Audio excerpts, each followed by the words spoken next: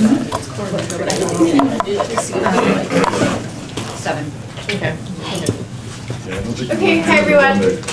I'm calling this meeting to order at 5:33, so get excited and pay attention and stop talking. Okay, cool.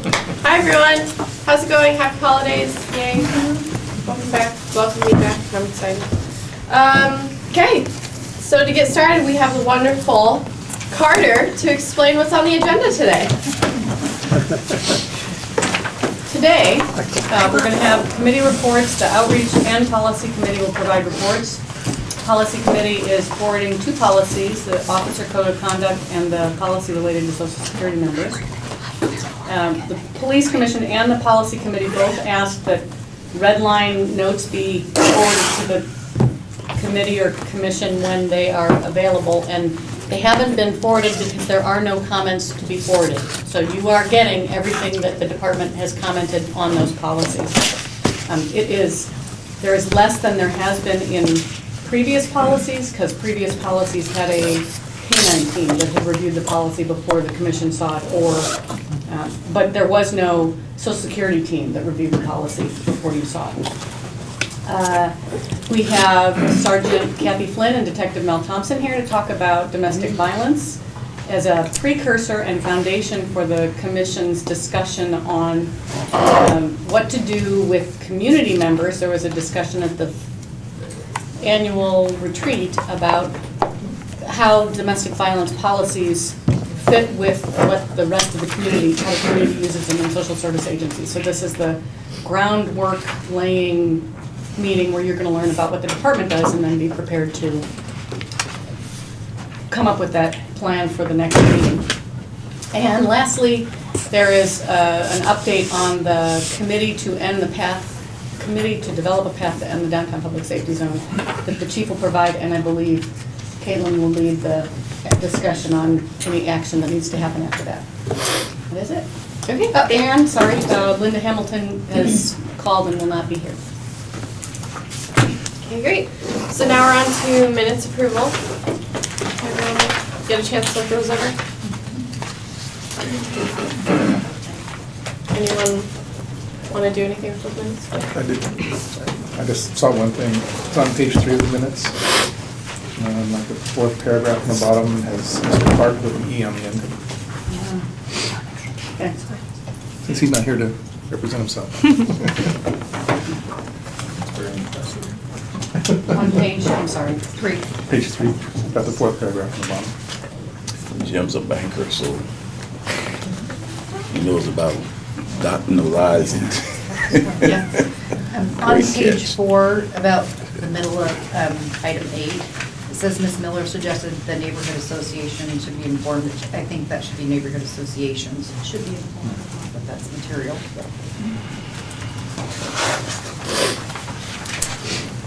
Any other edits? Would anyone like to approve the minutes? Motion to approve. Second. All those in favor of approving the minutes, please say aye. Aye. All those opposed? Okay, passed. So now on to public forum. Cameron?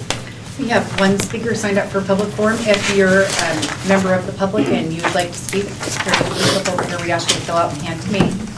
Our only speaker we have signed up today is Carol Berg Caldwell. Carol, you know the rules. I don't need to explain to you. You're an old pro there. Yes, maybe. Carol Berg Caldwell, 2510 Augusta. Greetings. My comment tonight is one of those let's clean it up things, for I attended the Outreach Committee meeting this past week, Police Commission, and I afterwards recognized a missed opportunity, one of those I should have said this incident. For there were 2 members of the public there, faces I hadn't seen before, 2 women who are perhaps members of our unhoused community, for they did raise concerns about the treatment of the unhoused by police. Actually, they were more like criticisms. They raised these criticisms during the community dialogue at the end of the agenda, and I too was at that table, but I sat silent when they referred to police treatment of the unhoused. I missed an opportunity to comment that just as any segment of our shared community would not want to be broad-brushed, i.e. all unhoused people conduct themselves in the same ways, etc., so that they should not broad brush our police as well. There are many police who interact with unhoused people in positive, humane ways, just as there are many members of our unhoused community who don't engage in offensive conduct, though that broad brush view is often applied to unhoused folk in general. So if I ever again be at any table or in any conversation where broad brush critiques are being aired about police, I will share a non-judgmental comment, a suggestion, acknowledging the need to not broad brush any segment of community, be it police, the unhoused, activists, football game tailgaters, youth, communities of color, visitors from other lands, alleged members of alleged youth gangs, any part of our shared community. So I hope I've cleaned up this misstep of mine sufficiently. Also, a couple other things. We talked a bit at one of those subcommittee meetings about perhaps having your meetings at neighborhood association where they meet, because I've been told this room's a free room at least, but I think it would be really a good thing to do, because the drive out here can be really challenging for one, but I still think it should be here now and then too. Secondly, I'm glad to hear that part of your work plan is to review policies surrounding in-car videos or any other recording devices police use. I haven't heard yet when that will be, but I certainly do see things in my volunteer work that raise some concerns about lack of equipment. I think we do police a disservice to send them out and do the work for us and not provide them adequate equipment, but I hear that's being addressed. I also have concerns that at the discretion of whether to use or not use. It raises some challenges for juries, and I've seen cases where they hung jury because they don't have corroborative evidence, even though the camera was there. Secondly, at one of the subcommittee meetings, they talked a bit about there's 2 public forums coming up, the state of public safety, and they talked about different places that perhaps could be suitable. I actually think this would be a great room. They needed seating for 100, because I think, particularly because it's named after Officer Kilcullen, that might have been an incident where the state of public safety did not serve that man well, that the shooter was a mentally ill woman who perhaps lacked help. Thank you. Thank you. That concludes our public forum, and I'd like to turn the time back over to Caitlin. Okay, great.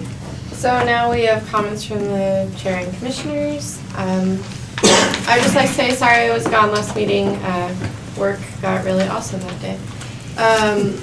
Second off, I read the minutes, and the only thing I had questions about was this whole issue about where to meet. I would really love to stop talking about this. I would love us to have a discussion and come to a conclusion so we all can feel good about where we're meeting. So if you would like to meet somewhere else, I would really appreciate if you would email me your thoughts about where we should meet and maybe look into that option. I'll compile options, and next meeting we are going to vote on where we are going to meet. And so in January, come prepared to discuss this issue, because I would like you to tell the public that you feel solid about where we meet. Tell them addresses and times and where you will be. And so we can publicize this with neighborhood associations, with everyone we can. Okay, that was my item. Next, Joe. Oh, okay. Yeah, in responding to something that Carol said, I've heard a couple people make the suggestion that it might be good to look into some kind of helmet video for the bicycle officers. You know, like we have the car videos for regular patrol cars. That might be a good way to get to collect evidence regarding interactions there. And then I guess the other thing is, for those of you who are interested, the city is moving towards a homeless village, specifically at the North Chambers parcel next to the forensics lab and the public works yard. And there is, I guess, over the last couple of days, there's been a protest concerning homelessness at Free Speech Plaza. And that picked up and moved next to the city hall and was dispersed by the police last night. And today, I guess it reconvened at Free Speech Plaza, and Allie Valkyrie was arrested specifically to create a test case on civil rights and protest. Now that the test case that was done at the old federal building has been dismissed. What happened there was that there was a hearing during November, and the GSA basically got its lawyers got their butts kicked. They were not prepared. They were given time to prepare a proper case, got another extension, and then decided not to submit and asked that the case be dismissed. So the case was in fact never tried, and it looks like Ally Valkyrie's arrest will put forth another civil rights case for exactly the same set of reasons. So we'll see that play itself out. Thank you. I'll pass. So I have a couple of items. In being a new city councilor, I've been going through a series of department orientations, and I had my orientation with the chief and his staff last week, and really appreciated that. Great information, good work that's being done, and I also got to take a tour of this building. And I was serving on the budget committee when the budget committee didn't get to approve whether or not we built this building, but we were part of just the general conversation, and I was really pleased to see this building built and to hear the positive feedback from the officers who work here about its functionality and comfort and all the things that you would want out of a high-functioning workspace. So that was really nice to see. I happened to bump into Ally Valkyrie this afternoon after she said she was in cuffs for about 45 seconds and cited and released, and she thought that the EP officers handled themselves very well and was really appreciative, I think, of how they handled that. And I wanted to say thank you to the chief and the city manager for how they've been interacting with the Sleeps folks. I think you've taken a very even-handed, thoughtful approach to that situation. And I've also heard that from some of the Sleeps folks as well, too. I went to the Whitaker Community Council meeting last night. They had a special meeting bringing folks together to discuss concerns they have around the developing brew pub district there. Some of that is related to traffic enforcement and quality of life. Some of it's around concerns about folks being intoxicated and driving through the neighborhood. And they are going to be trying to speak with the folks at Ninkasi and talk through some of the issues directly with that part of the business folks there. And then we have, the city council has been getting directly petitioned by folks with Sleeps, asking the council and or the mayor to lift the camping ban. And just this afternoon, the mayor sent an email out to council asking us to maybe think through some strategies we might take to deal with that request and to deal with the issue of folks not having safe places to sleep. I may be asking the chief to chat with me about thoughts he has about some tactical ways we might address that concern. I personally have great hesitation over the idea of just blanket lift of the camping ban, but there might be some strategic ways we could go about addressing those concerns. So that's my comments. I'm sorry I missed last month. Parent-teacher conferences comes first, so that's where I was. Tamara, thanks for getting dinner for us tonight. Appreciate that. Thank you, Chief, for the Citizens Police Academy. It is I know it's a drain on your resources, but I think given the vast array of people that were there, going out into the community and what they learned, I think it can only strengthen our community, understanding of what the police do and why they do what they do, which is really what I think we need the community to understand. Doesn't mean they have to agree with us, but at least if they can understand why the police do what they do, I think it certainly helps everybody. And all the officers were just fantastic. I can't say enough about how well they treated us, especially driving cars. So, the CRB is taking the month of January off. We are forwarding my replacement to mayor and city council, so I am on this until city council does whatever city council does and however quickly they do that.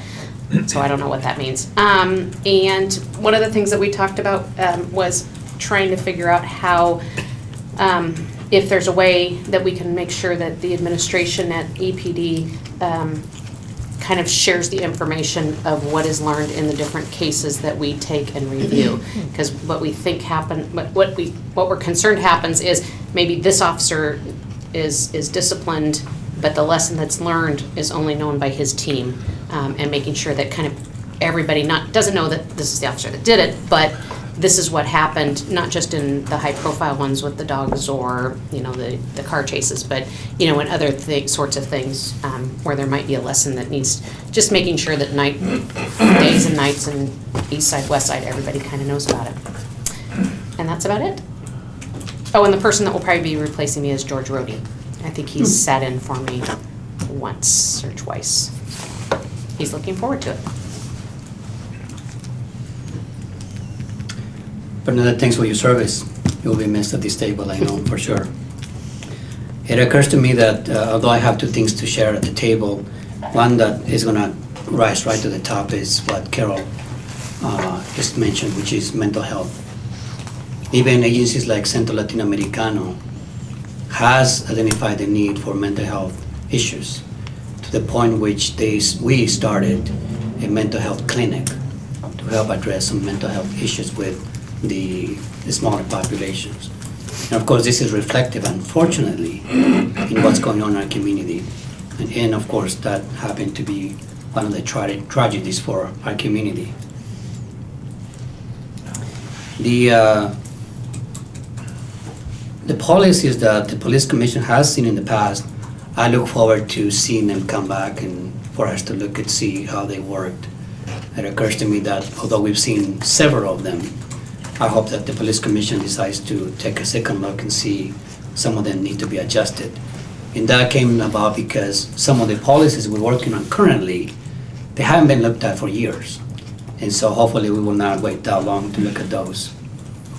I too was informed of the sleep and folks that are looking forward to find if not permanent, solutions to the unhoused and folks that they just need a place to sleep.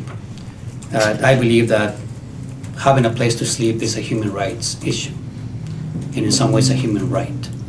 So hopefully the City Council will find ways to tackle this once and for all. And I know it's going to take resources and of course some political power, but I hope they find a way to do that. And lastly, City Hall, I wonder if a citywide survey about what people think about what the future of City Hall would have helped or not helped in the process. That's all I have. Last night, I attended the police auditor's first public forum on search and seizure. They're going to be having different forums on different topics. It's a really nice little thing. I look forward to seeing what ends up happening with that. And as far as the in-car videos, they are very important. I would love to see some movement toward getting better equipment. There are a lot of failures in the in-car video systems. I guess it's old equipment. And the idea of there's ever more portable audio and video recording devices. So it's very possible to have officers carrying a video and audio recorder on their person, whether they're connected to a car or a bicycle or on foot. Well, a couple hours earlier, I had teleconference with the Assistant Attorney General for the state, Diane Sykes and Aaron Knox, all work for the Department of Justice, stuff regarding Senate Bill 44, hate crimes legislation. It's going to be some movement that's going to be done on that, but the language and stuff is being crafted so that it'll be acceptable to everybody throughout the state, in particular the prosecutors. And then you're looking at, in terms of jail, because we do have a problem in the state, there's not enough jail. I wonder how that happened, not jail beds, but we can talk about that another time. Kind of interesting what you were talking about, the notifying, spreading results and stuff of actions, corrective actions that have been done. In the military, we'll back a little bit, a couple of weeks, we used to have what's called an Article 15 non-judicial punishment, where the violator, it was posted on a board and everybody could see it. The names and stuff, Social Security, all that stuff was right. It was darkened out. or black highlighted. And everybody understood that if you do this, then this is probably the same thing gonna happen to you. I don't know if that's even a problem or anything like that, but sometimes the best way to say it is that, hey, I got bad news and more bad news. The bad news is that the baby's ugly. More bad news is the baby's yours. So, that's all I got. I'm not sure if I can follow that up very much. Bernadette reminded me about the Citizens Police Academy. I went through it last year. I can't recommend it enough, and I would really like to see somebody like Ally go through it, or somebody that kind of people. Some people that come to our meetings. I know Carol's gone through it, but some of the people that maybe don't see that side of the police and really get to see everything that they go through and all the training that they go through and get to hear the stories directly from them. I mean, I know some of the ones that really hit hard were the officer-involved shootings were pretty involved, and getting to see some of the video for some of those was not just interesting, but pretty vital. And the in-car video did work on, at least on the one that we did get to see, and it really shows how quite terrifying it is when it's happening. And I do have to say that, yes, driving the cars was probably one of the favorite days for almost everybody. Everybody was smiling, laughing that whole day. It was a fun day. And I'll end up on the bad news, I guess. I don't know if it'll be this week or maybe next month, but I'll be one of the crime stats for the chief. Our home was broken into on Monday. Came through the garage door, broke the deadbolt, which Brenda Percy was the officer that showed up to take the report. She was actually kind of surprised that they broke the deadbolt rather than kicking the door in. They just went straight down the hall, didn't detour to go right. We have a hall in the T's. They didn't go into the living room, the room, anything. They just went straight down the hall, hit the 2 bedrooms, opened all the closets, got in all the in the bathroom drawers and everything. Mostly jewelry taken. We don't have much else for them to take. They took a camera and a couple bags, which I'm sure is what they carried this stuff out with. So, I mean, a lot of it was my wife's jewelry that her parents had given to her, and a lot of it, it wasn't things that she wore, but it was things that were, really sentimental to her. Some of it was pretty valuable because it was things that her parents gave to her, but got kind of lucky, I think, maybe that nothing else was taken. But and was Brenda Percy she was very, very good when she came over. She spent a lot of time with us and talked to us and and checked everything. But just want to let you know about that. So, and our neighborhood goes through swings.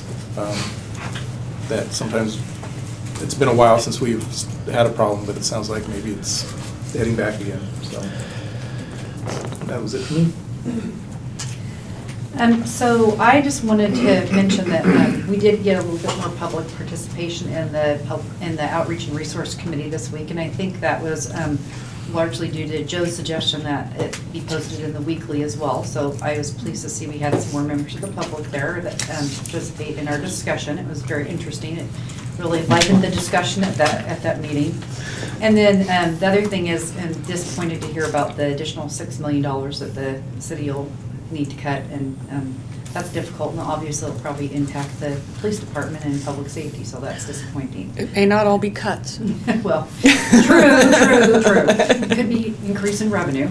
Yeah. So, but it's hard having cuts, having been through it at work many times over the last few years. It's never a fun process. It impacts things that you don't think will impact or has unintended consequences. So that's too bad to hear. Thanks. Thanks everyone for your comments. So now we're going to move on to the domestic violence presentation by the 2 officers that are here to visit us.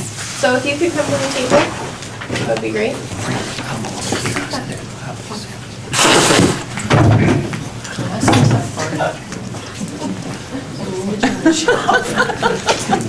You all right? Yeah. Man's back. Man bag. Okay. Absolutely a man bag. 5 items that came up. Do you want to do that? You're my right hand nurse or something. Well, we could let them do it. Yeah. Respond quick. All right, I'd like to introduce you to Sergeant Kathy Flynn. Kathy has been supervising our violent crimes unit for some time and has done an extraordinary job of it. And next to her is Detective Mel Thompson, who's been with our department for some time and is our resident domestic violence expert. Is that the right? Investigator. Investigator, I would thanks. take that extra step. Thanks for being here tonight. We have 8 detectives in the Violent Crimes Unit, and one of those positions, that would be Mel's position, is dedicated to domestic violence. We do sometimes borrow him for other things, like homicides and stuff. But every domestic violence report that comes across my desk, which would be all of them, gets sent to poor Mel here. So you get how many a day? I don't know. It's daily. And Mondays are the worst because it's the weekend. And so I'll let him talk about what he does with them. But I want to talk to you a little bit about even the term domestic violence, because it actually seems very straightforward, but it's a little confusing. Because some people see domestic violence as violence between intimate partners. And other people, it's defined all different ways. Others is what I would call family violence. And what we have done is, in addition to, are you all familiar with Abuse Prevention Act, APA? Everybody know? I should describe it. Okay.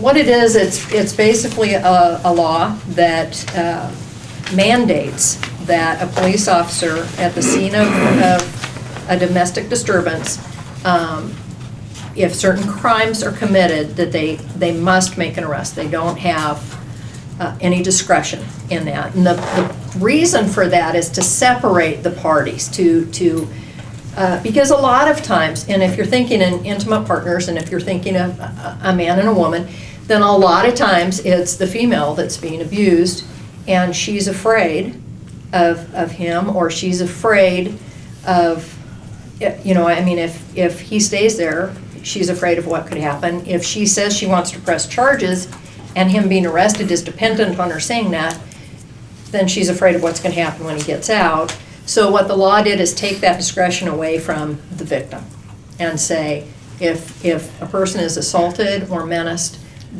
then an arrest is going to happen. Okay?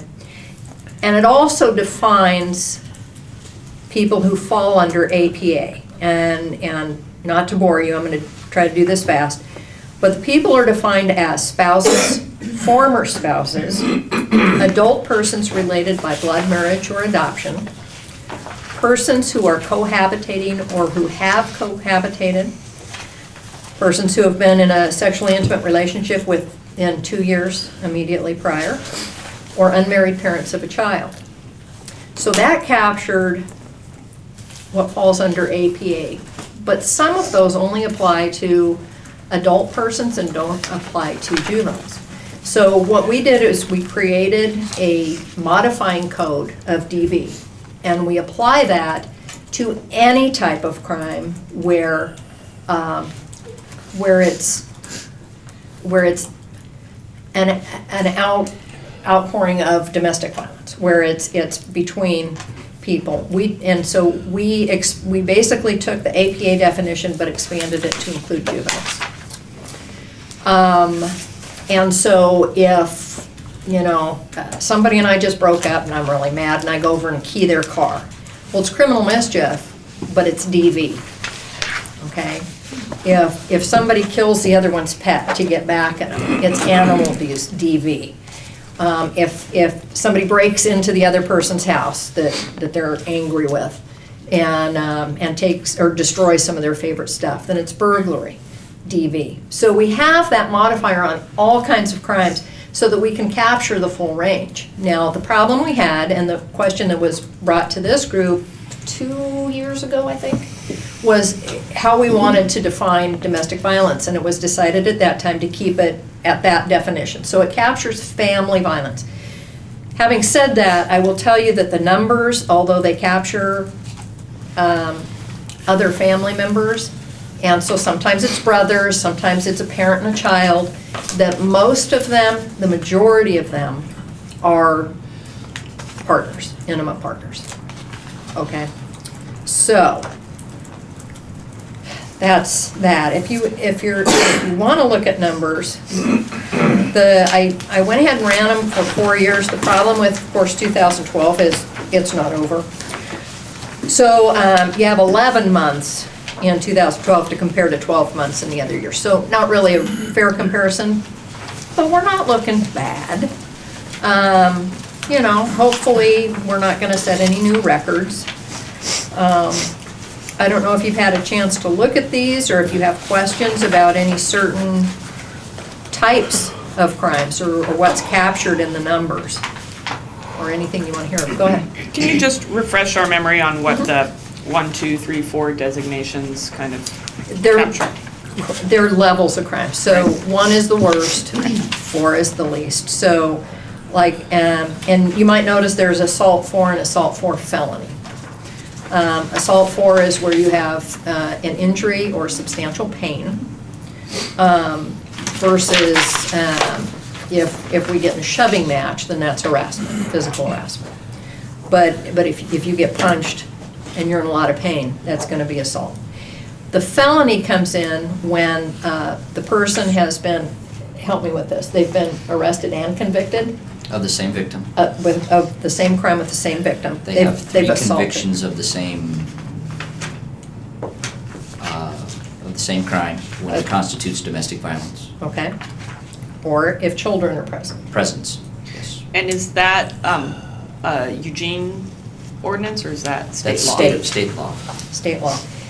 And so one of the many things that Mel does is when he gets in these reports of domestic violence, whether or not anybody was arrested, because we also write up any report of domestic disturbance where no crime occurred but they were fighting. So we have a record of that. If children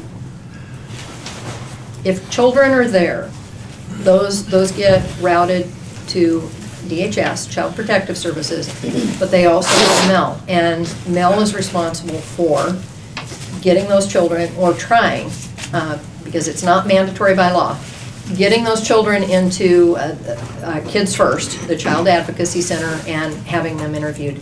The conviction rate goes up phenomenally when there are children witnesses. It's just day and night.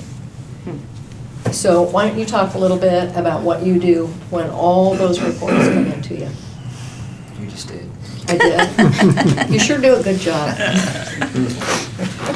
I like to sort through the reports, especially in my position. I'm especially interested in just the domestic dispute reports. The ones where the officers went there, they probably know something was going on. For whatever reason, the involved parties weren't cooperative with law enforcement that day. But we document the day it happened, the circumstances under which it happened, and then I now recognize that family. And then 2 weeks later, when Kathy sends me another report and we've gone to the same location, then I start pulling that aside and I have a stack of what I call my watch list as people come through.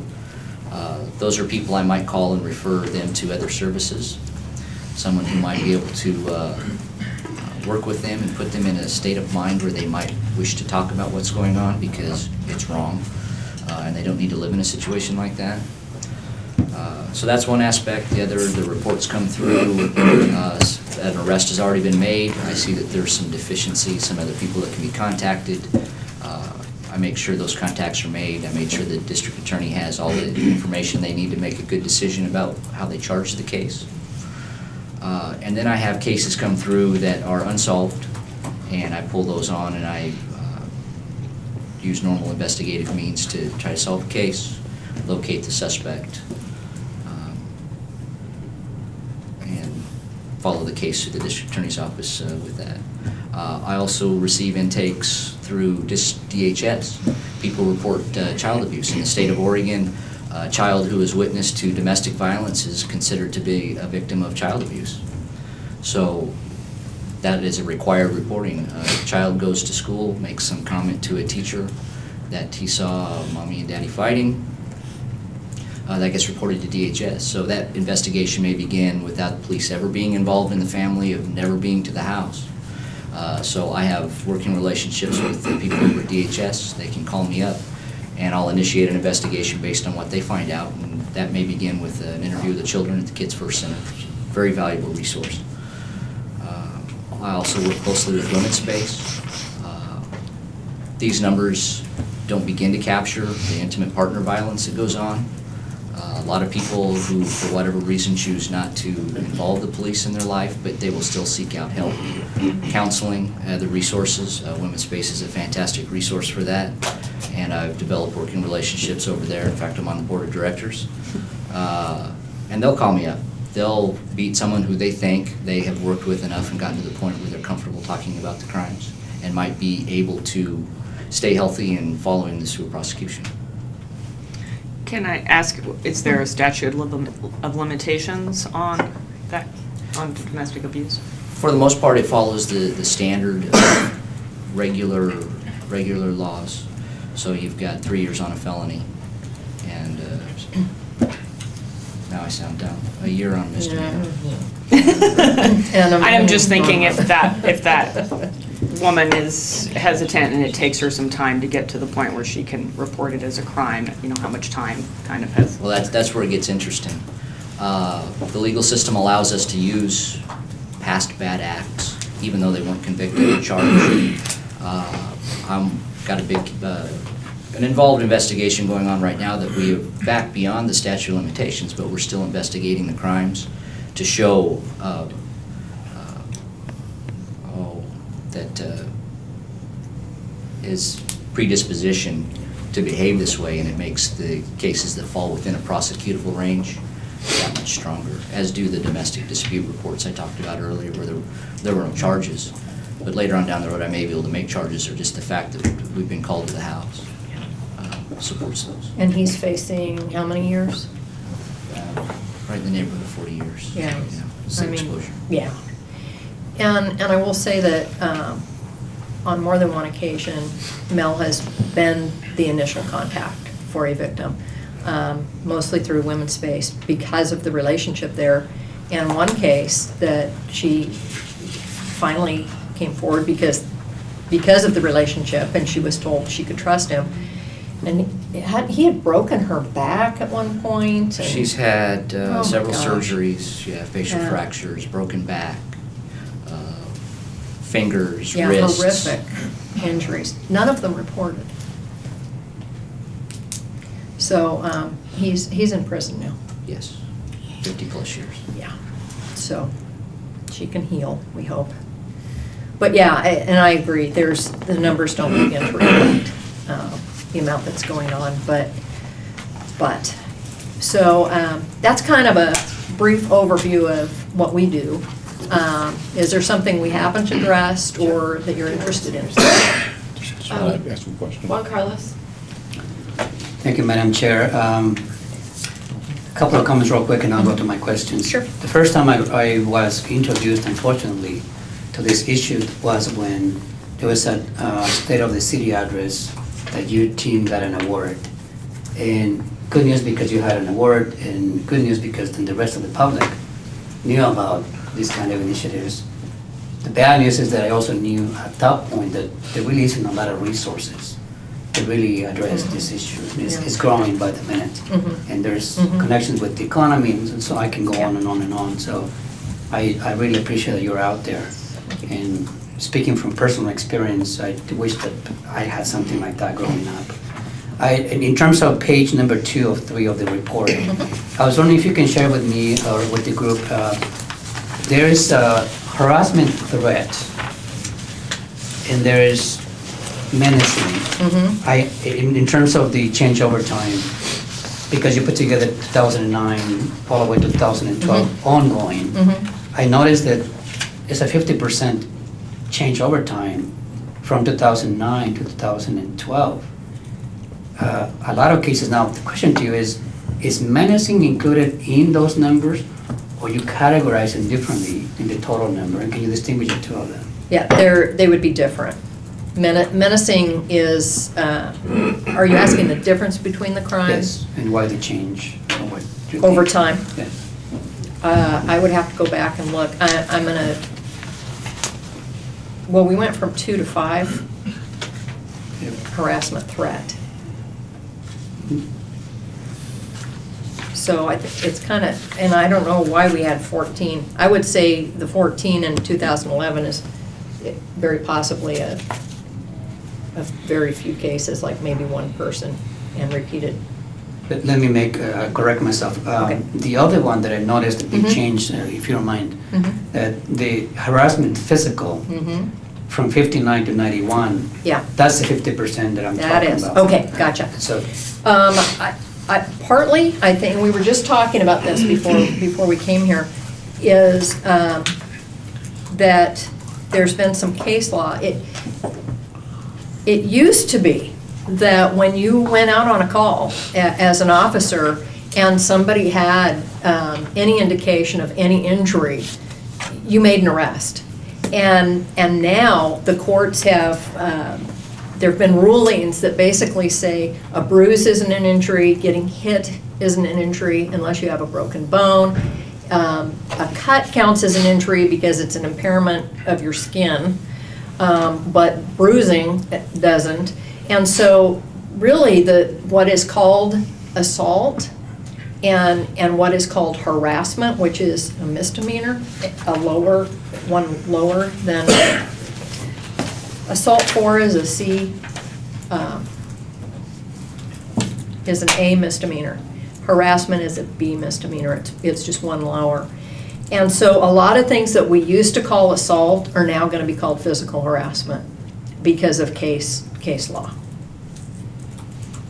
Don't know that I agree with it, but they didn't ask me, and I don't think they asked Mel either.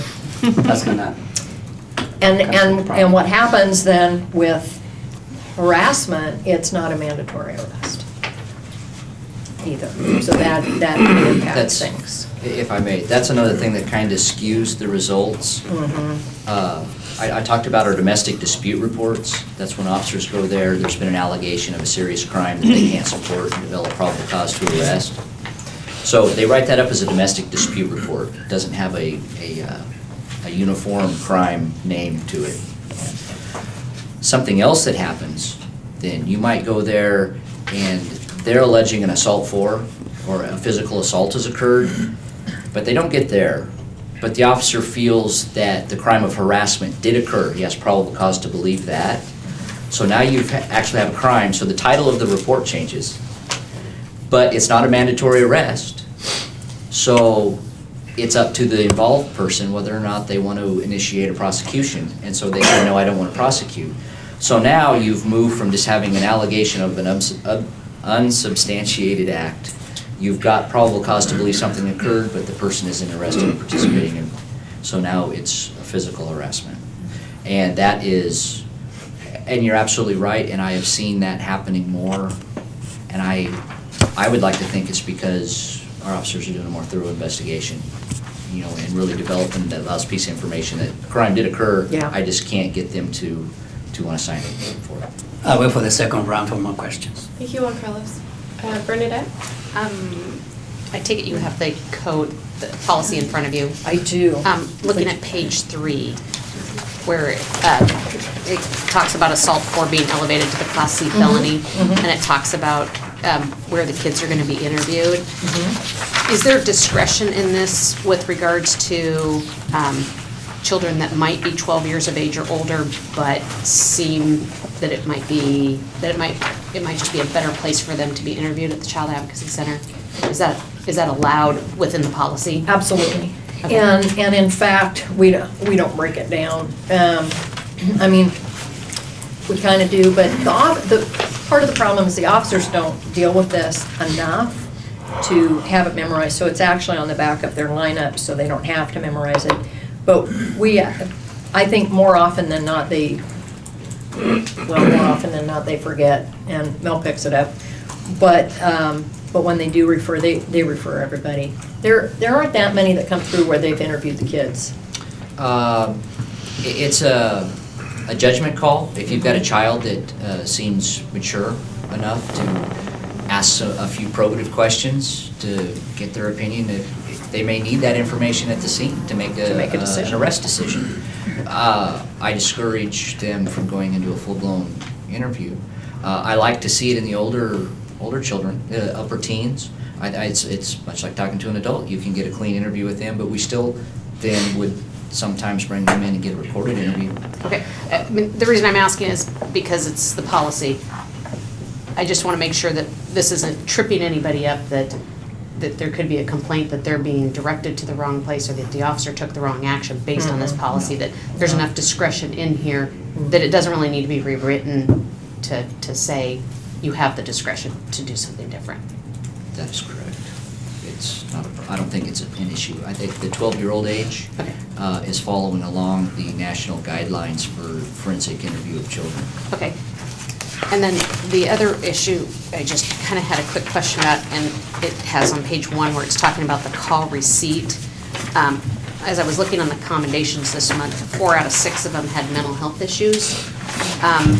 But it's not listed in here that the call, on the first page of the general order. Oh, it's not on here. I'm just, it lists out all the different things that the call receipt is supposed to do. Okay. Sorry about that. So under the call receipt, it says if there's a history of domestic violence, if there's a current protective order, if there's an influence of drugs or alcohol, but there's no question that the call recipient is supposed to ask about mental health issues. But yet I'm seeing so many of these things, have that.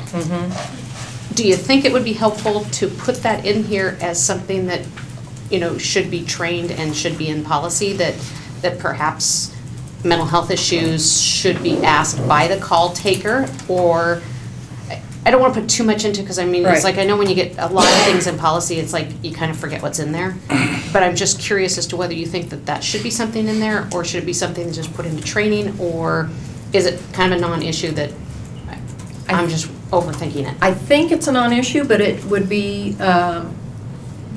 but not working patrol and not being familiar with what call takers are trained to ask in that situation, I can find that out and get back to you. Oh, I don't need you to get back. I mean, it's just more, Yeah. I just think if it's something that's never really been thought of, if the call taker should be asking that, is it just a training, or is it something that needs to be in policy, though? Yeah. I'm just bringing that up. I think it's a good question. I'll ask. Thanks. Joe? Oh, Tamara, sorry. So I was surprised to see the number of strangulation was so high compared to some of the other categories that are on here. You'd expect some of these other ones, just anecdotally, to be a little bit higher. It's even higher than some of the assault numbers.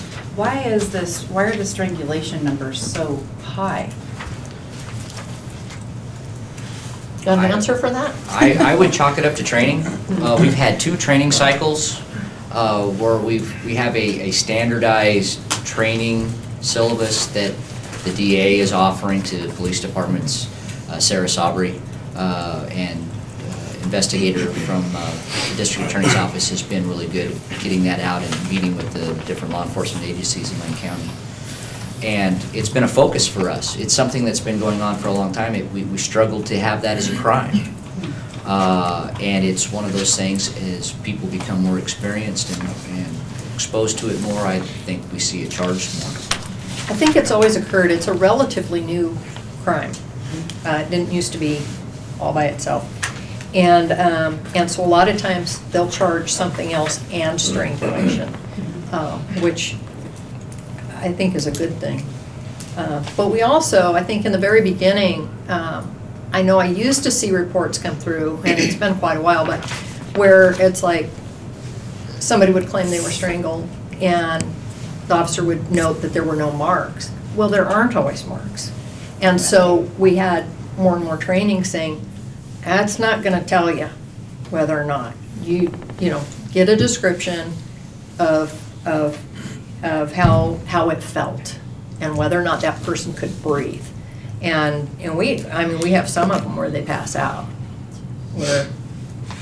So, yeah, there are quite a few. Okay, and my second question is about medical providers. So we talked about, you mentioned a case where there'd been a woman who'd been repeatedly injured. And so I know that when somebody goes into the emergency room, they ask domestic violence questions, the medical providers do. But do they have a duty to report or can they only report if the person admits to the domestic violence? Because I know they ask the questions, I just don't know what happens after that. You want to address that? Personal, Go you're asking ahead. me a personal opinion. Mm-hmm. There is no law requiring them to advise law enforcement. They will. When it's adults. When it's adults. They will, depending on the physician, either we're dealing with a group of individuals.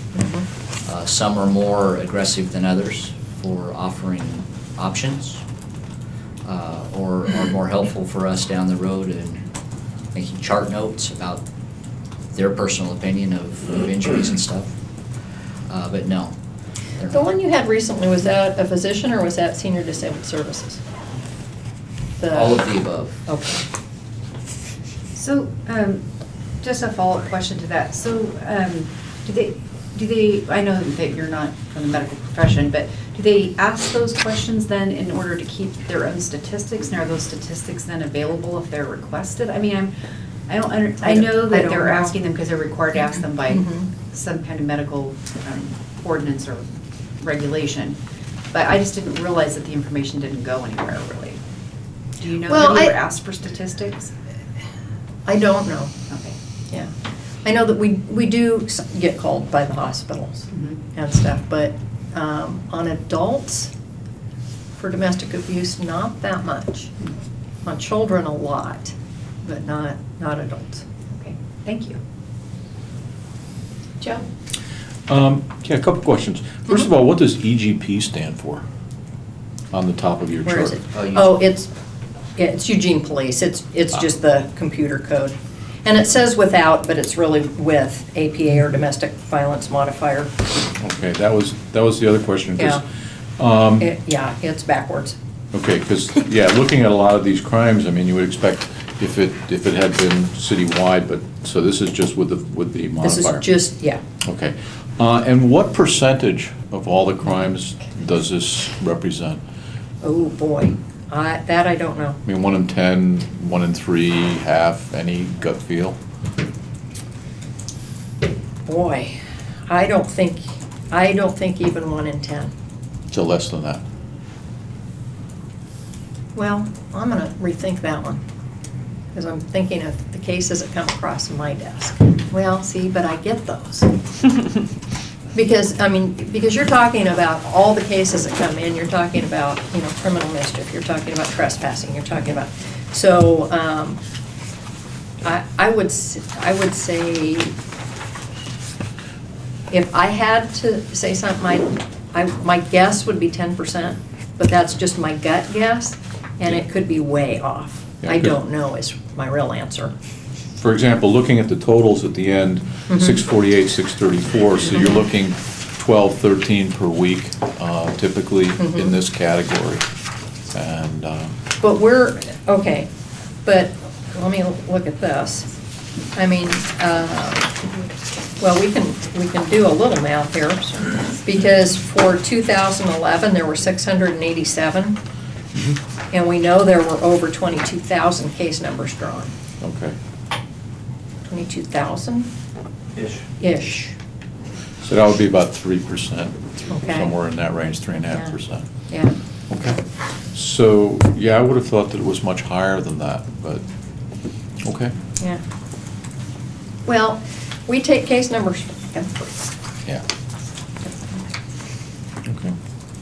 so, So these are probably among the more serious. yeah. It affects a lot of people. Mm-hmm. Two guys get in a bar fight and get charged with assault for, they affect each other. Yeah. Violence going on in the home affects both partners, the children, the neighbors.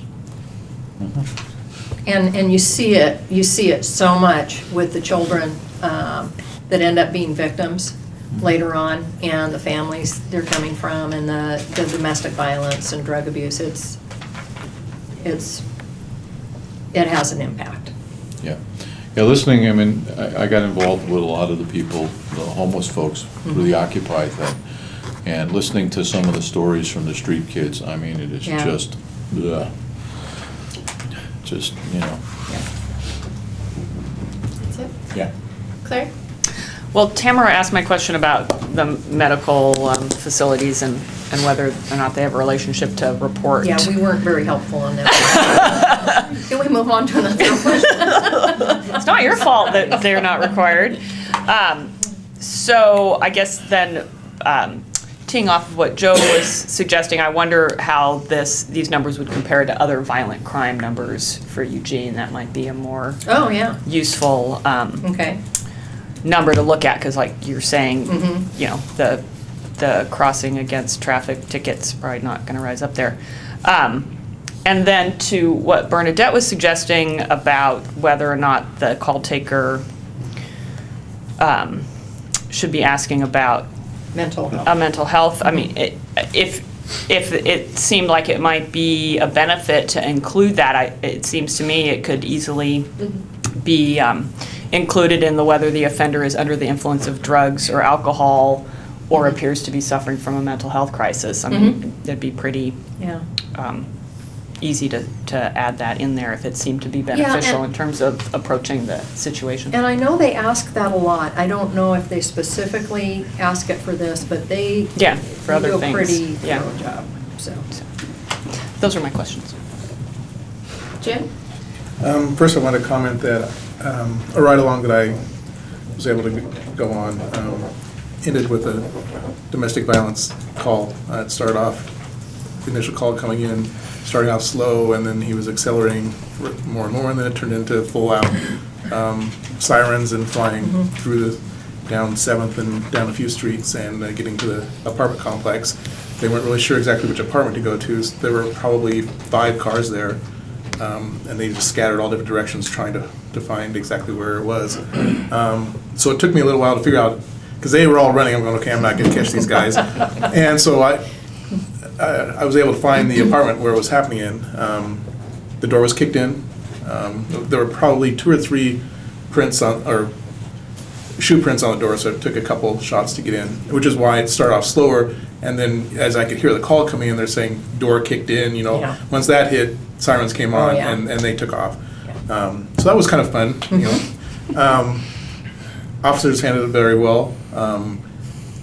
When I finally got there, they already had the suspect. He was sitting on the stairs. It was a 2-story apartment complex.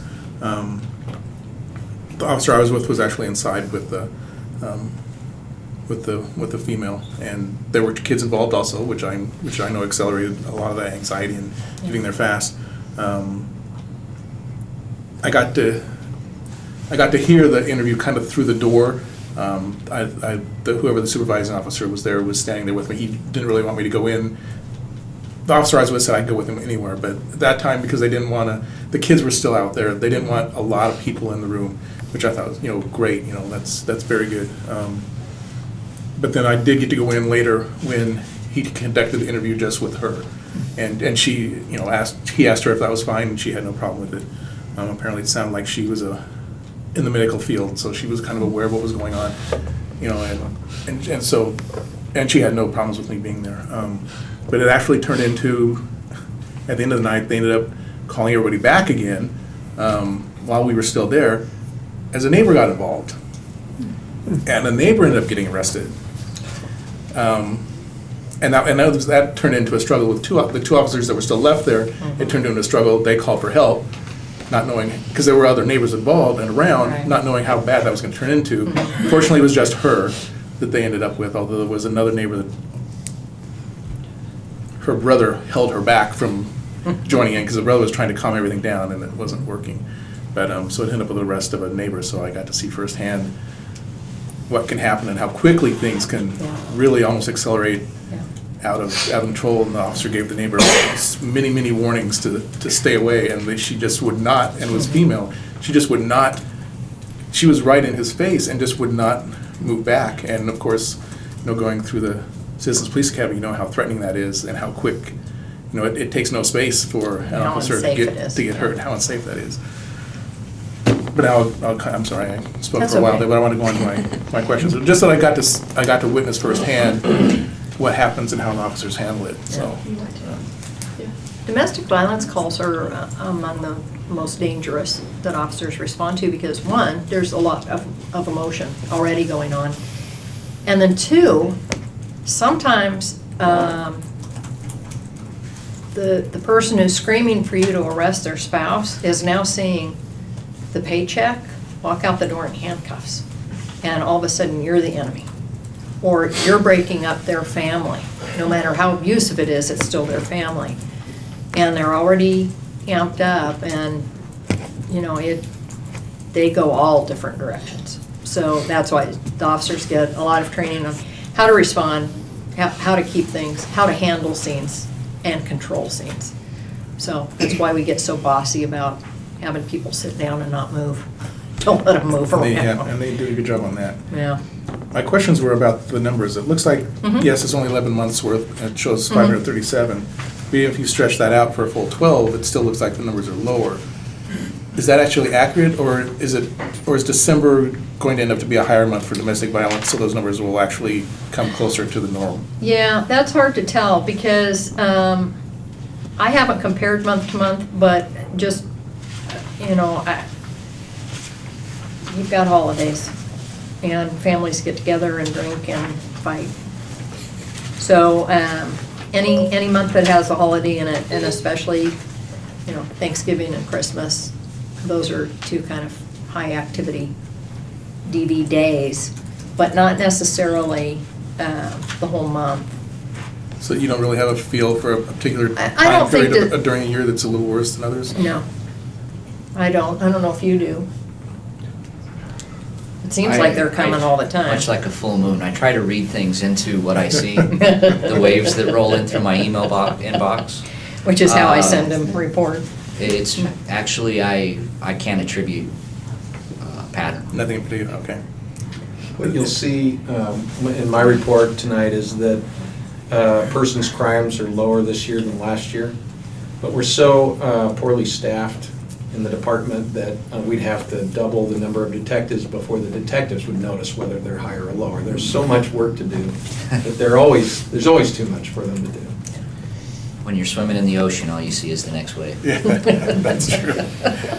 And my last question was on item number 6, what is it, section 1, or section A, item number 6, like it's on page 3 at the top. And that's about a notice that's required. What does that notice say?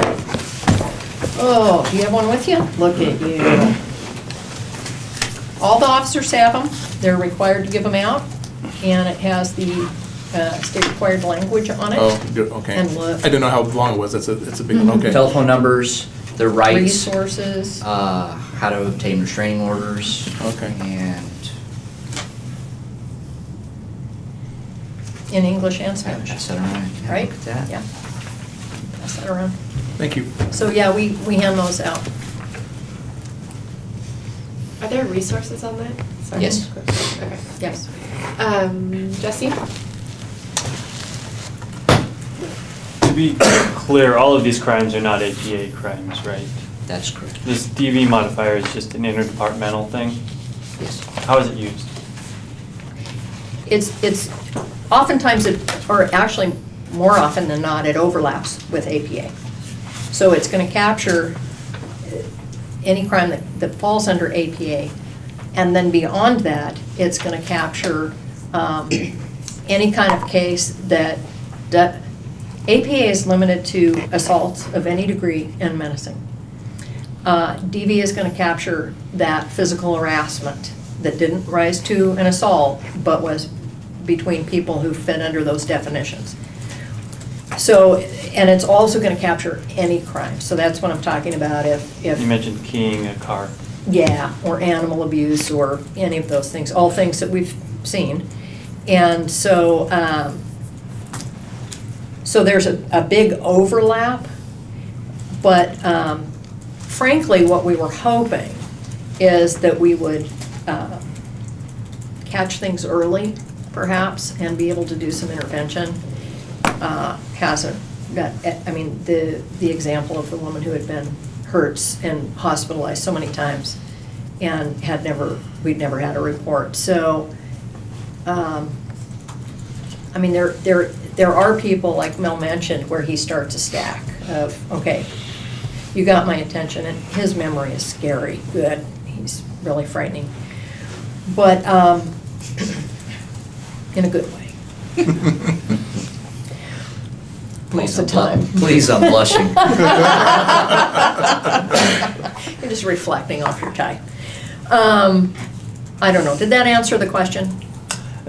Does it lead into this domestic disturbance log that you keep, your watch list? It's very helpful for me to see the whole familial violence picture rather than just the intimate partner APA core stuff.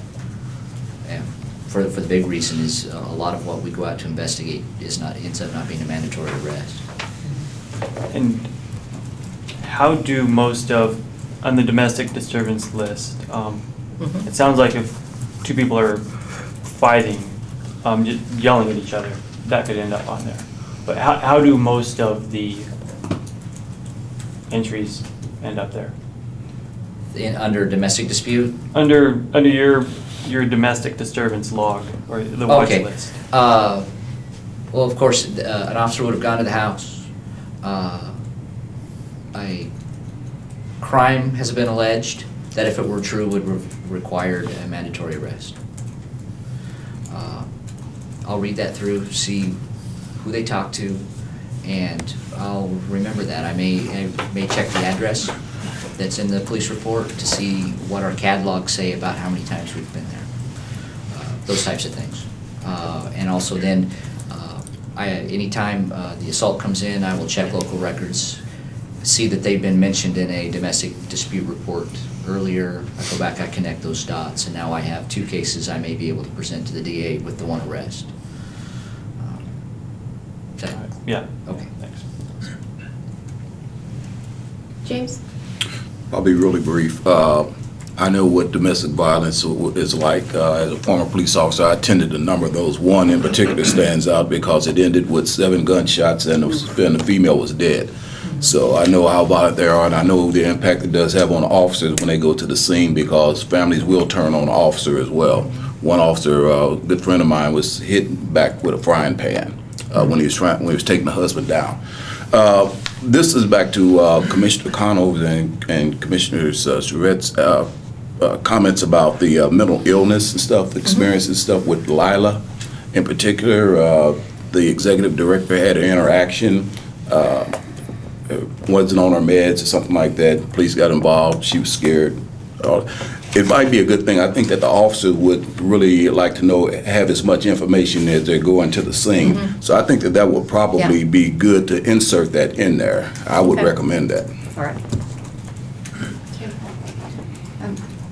So, I think you mentioned earlier that it was about statute of limitations on domestic violence. Was it 3 years? Is that what you said? For a felony. For a felony. It's the same for domestic violence as it is for the core crime. Okay. And so, even though something could be reported and prosecuted further away from the time that it actually occurred, are those harder to prosecute, though, because some of the evidence may have, like physical evidence, may have be gone by that time? Or can you be just as successful if you're doing an investigation with those as they're more remote in time? You're missing that part, that injury, but you've still got, you may have witnesses, you may have people that have been told, you may have hospital or doctor's records, doctor's visits. What else? I mean, you can track down witnesses, somebody that was told, it's kind of the same on a sexual assault, who did you tell? Who saw, who talked, You can put those together. It takes some legwork, but you can do it. Okay, thanks. My second question is, so on the very last page of our statistics, it lists violations of a police protective order, a stalking order. Yeah. Those aren't all the That, yeah. restraining orders that are issued, Well, correct? yeah. And it looks like they've gone down a lot, doesn't it? Well, Really, what's happened? I've been to court and I know that they issue a lot of restraining orders and I was like, how Yeah. can there only be this many violations? It seems very low. It is very low. It doesn't capture them. And the reason is because this report is capturing cases that have an APA or DV modifier. These, well, not stalking, but protective orders by nature and a restraining order, by nature are going to be domestic violence. So officers a lot of times don't put DV on there, so it's not captured in this report. If we ran it just for those titles, we'd find them. Okay, that makes more sense. I was Yeah. like, gosh, that's So it looks like extremely in 2009, they did a really good job of putting the modifier in there, and then they lost interest. Okay. They're still happening. Okay. We have them all the time. Okay, they're just not included. Yeah. It makes more sense, thanks. Yeah. I have myself in the queue, and then last is Juan Carlos. So thank you so much for coming. I appreciate it's late, and this is, your job seems very intense, and I appreciate that there are people like you two out there doing it. I was wondering, have you seen any tactics that different police departments in the United States or different communities are doing to lower these numbers that have been successful?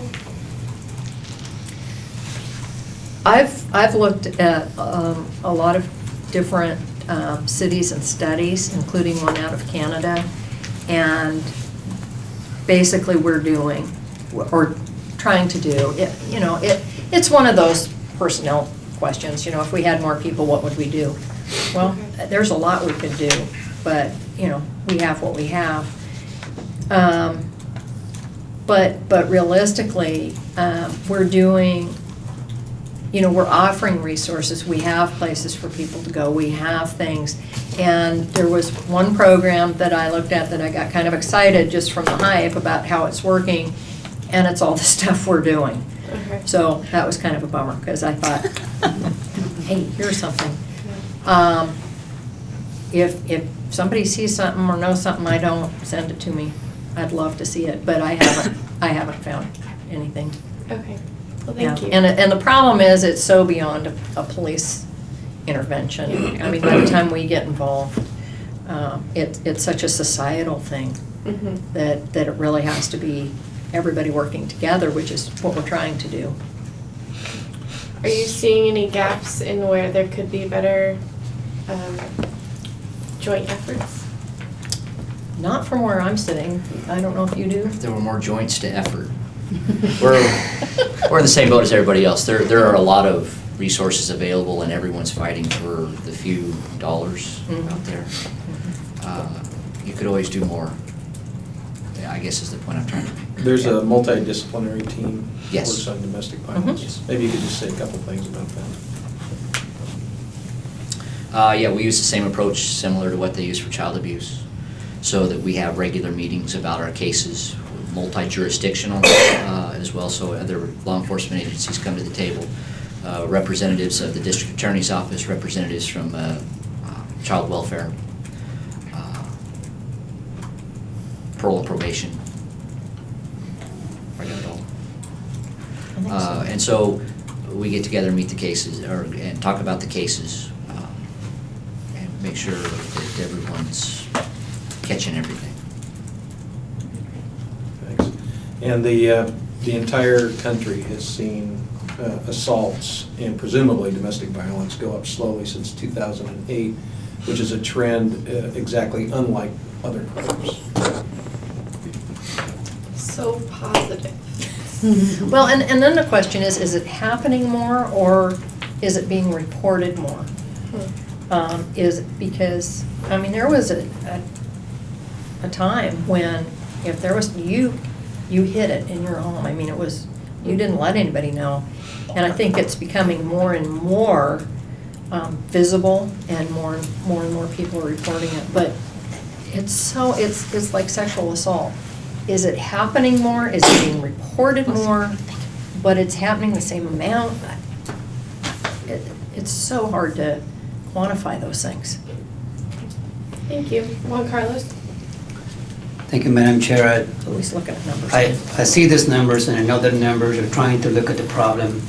I do know that there's people behind those numbers. There are people even more waiting to do this to be serviced and to be helped. And that is the unfortunate piece.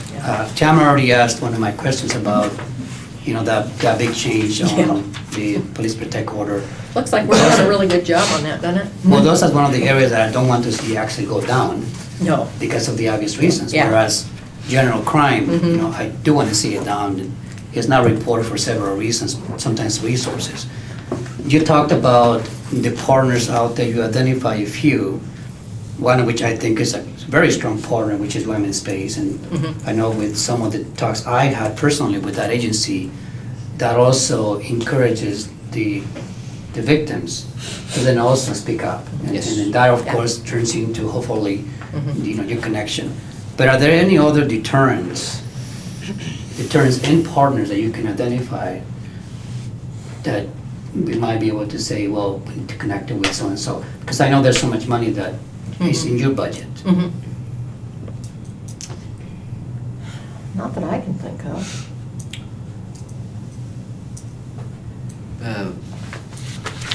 Between DHS and Women's Space, locally here, they're able to provide assistance. DHS has funds, they can do direct assistance with families. I think it's a matter of staying the course with what we're doing, try to apply more monies when it's possible, and work on the education component, because we're teaching our kids how to behave this way. And that's where, I think that's where we have to aim to end the cycle. But I think, we mentioned the MDTs, the multidisciplinary teams, and I think they're huge. I mean, like, I'm on the child abuse MDT, and it's just all the right people at the table to make sure that there are no gaps in that case, and to go fill in those gaps if there are some. And I think it makes us much more aware of the community and the resources, and that we're all fighting for this pool of money that's shrinking. And so what can we do better, and how can we not duplicate each other, especially among some of the social services? I think the whole idea of the MDTs is just a great idea to bring us all together, all the right people at the table for that issue, to talk about it and brainstorm and talk about actual cases and make sure they're being thoroughly handled at all parts of the investigation. It occurs to me that it is important, I'm interested in knowing what can you do with former people that you talked about. Of course, that turns into money, resources, Oh, yeah. I know that. Yeah. But the most important thing it really is, I had the pleasure talking to several people out there. Some of them, when I asked them, why don't you then go and advocate for police resources, so they can in fact respond to the call when somebody breaks into your home. And some of them will, I don't know. Some of them, yeah. But when I talk to them about this kind of service, domestic violence, that piqued their interest with some of the people that I talked to. And I think that's why it's important to keep on talking about it. Yeah. And not per se because you're doing it, but because it's a problem. Right. Therefore, to increase the interest in the community, Yeah. to fund this your unit. So, thanks, Madam Chair. Okay, so that's all the time we have slotted for this. Is there anything else you'd like to say? No, thank you for having us. I'd like to add one thing, if I may. I'll leave a couple of flyers here. Women's Space will be having their annual gala black tie event in February as a fundraiser, but it's also fun. We'll have live music. It's being held this year out at LCC. Their culinary program will be catering it. The information for our website's on there. I'm sure Ms. Hamilton will be on you about that as well. It's a fun time, good people, and it gives you an opportunity to meet some of the folks that we deal with there. And we work with, and an opportunity to help if you are so disposed. Awesome. Thank you for having us. Yeah, Thank you so thank you. much. Okay, everyone, so if you could just take a minute to reflect. I know that a minute is not enough, but I would like to, operative word, quickly go around the table And if you have an idea for what you would like next steps to be around this topic, if you could share that. If you don't, we can touch base on it next meeting. But for scheduling purposes, if you had anything on the top of your mind that you'd like to see us move forward with this, share that in 45 seconds. Seriously, take it. 45 seconds of all your own time to think. I'm counting.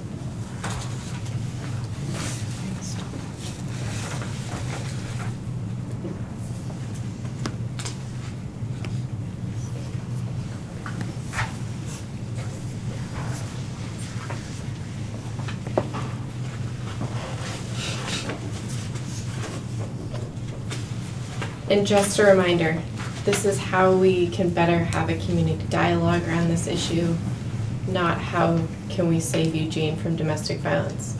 Just narrow the scope in your head too. 15 more seconds.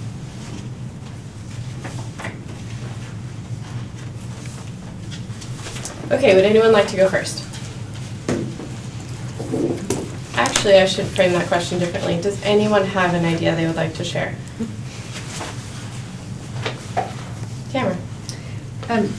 It's, we've talked about domestic violence a couple of times, and since I've been on the commission, and I always want to do something about it. I think it really boils down to the resources, and it's, I think that this kind of a thing solidifies for me that the police department's doing everything they can with the resources they have. The only one thing I'd say is, I would like to see the policy itself updated to the lexical format, and in particular, have some definitions for what some of the abbreviations in here mean.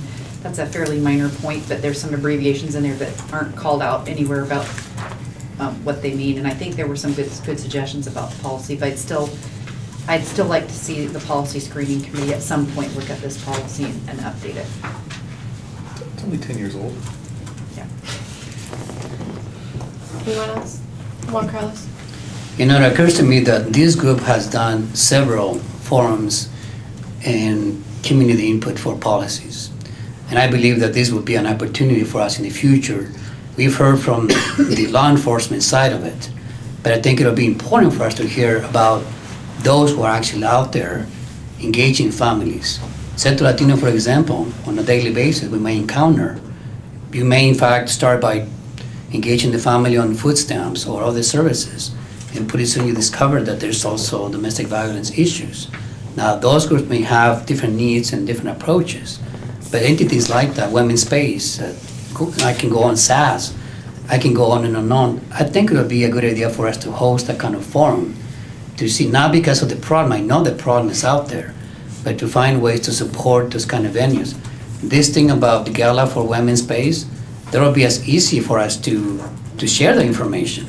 And we don't have, well, actually, we do have a website. Maybe I wonder if we can share those kind of events with the general public. I think it's important. Thank you, Juan Carlos, sorry. So I think we'll invite a community partner here. Tamara mentioned that we have not had someone speak from that end of the table, and just maybe to get a more holistic view of this issue. If I don't hear any opposition to that, then we'll just have that scheduled sometime in the new year. You're talking about Women's Space or SAS? Right? Yeah, one of those in the community. Like, we know, we meant something else. Oh, Jesse?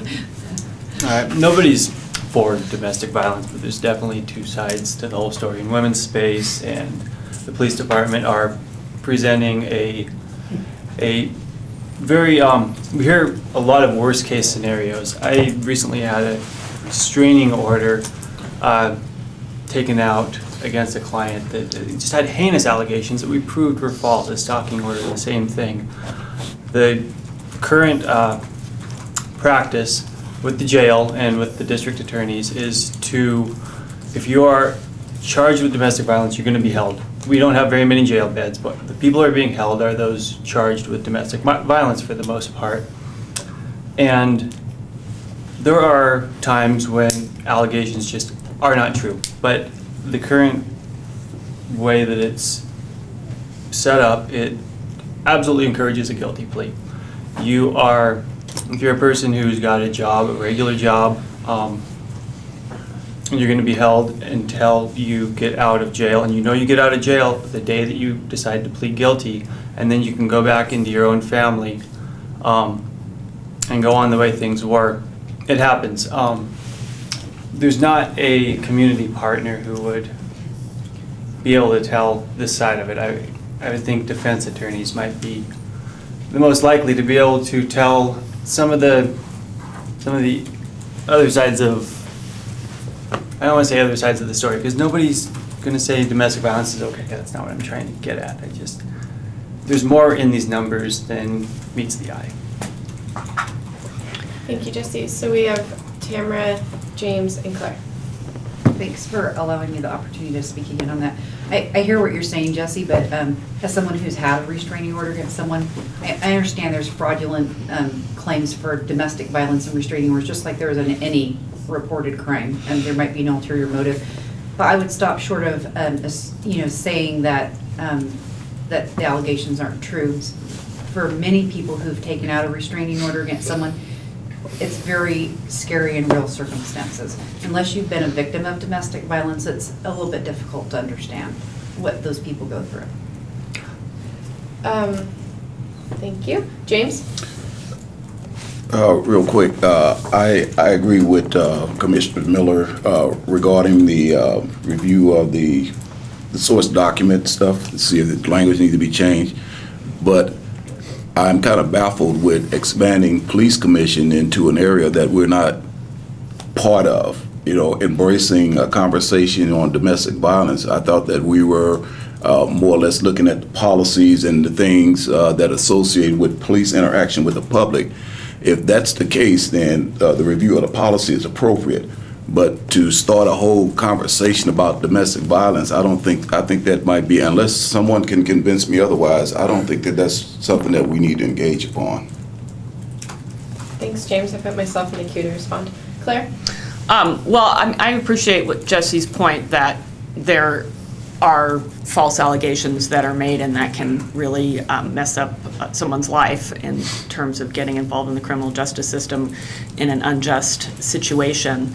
I think our role here is to hear from the folks who are dealing with the allegations that then follow through to potential prosecutions that hopefully are actual prosecutions of real domestic violence. So I think it's really challenging for us as a police commission to entertain what about the folks who were victimized by the justice system? I mean, that could be a whole other commission for all sorts of other issues, right?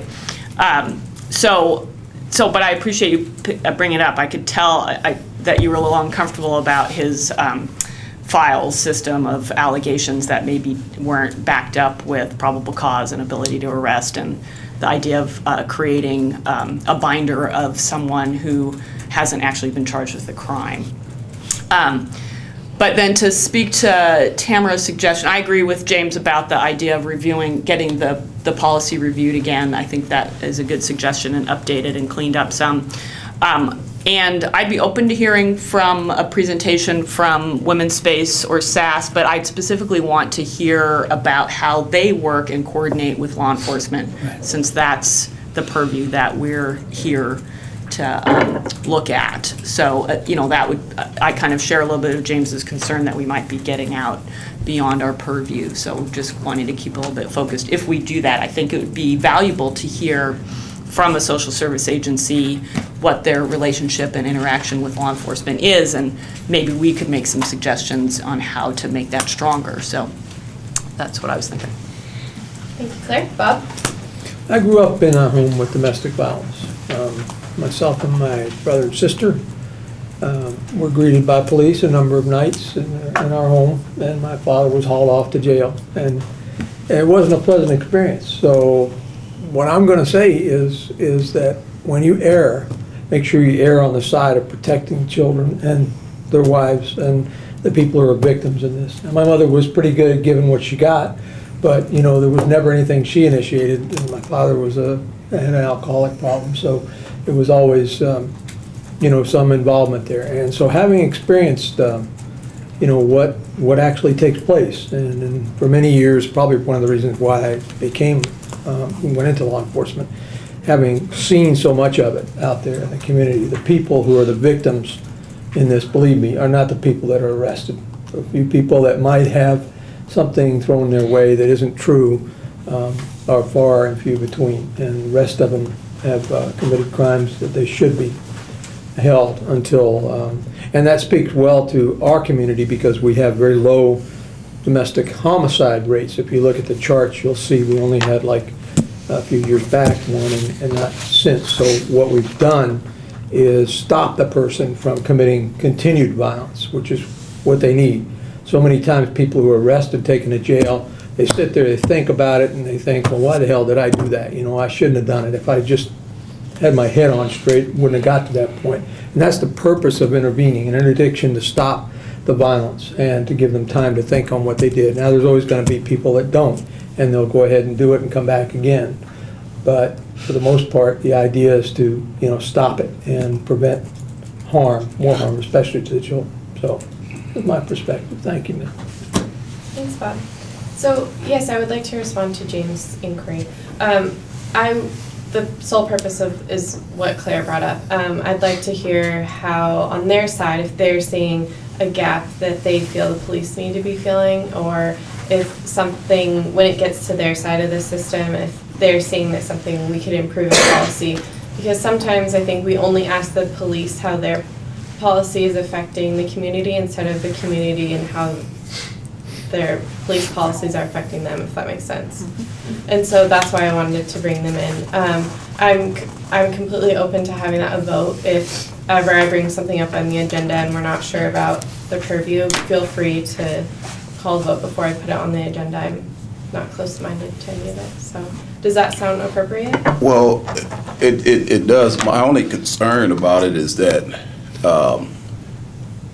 we would set a precedence, then we need to also bring the homeless and make them, afford them the same opportunity. And then we need to go get the other groups that are impacted by policy and bring them up to the table. And then we need to get the rest of them to show that we are open to all instead of picking and choosing. So it's kind of a slippery slope. I think we need to proceed very careful when we do this. Now, I do agree it's good to have representatives should they choose to come. I have visited Women's Space as a loan executive for United Way, and it's an excellent organization. They got excellent people there. Whether or not they would like to come forward, because most of the time they are very confidential. They don't put their business out in the street and stuff because of the anonymity and stuff involved in the type of work.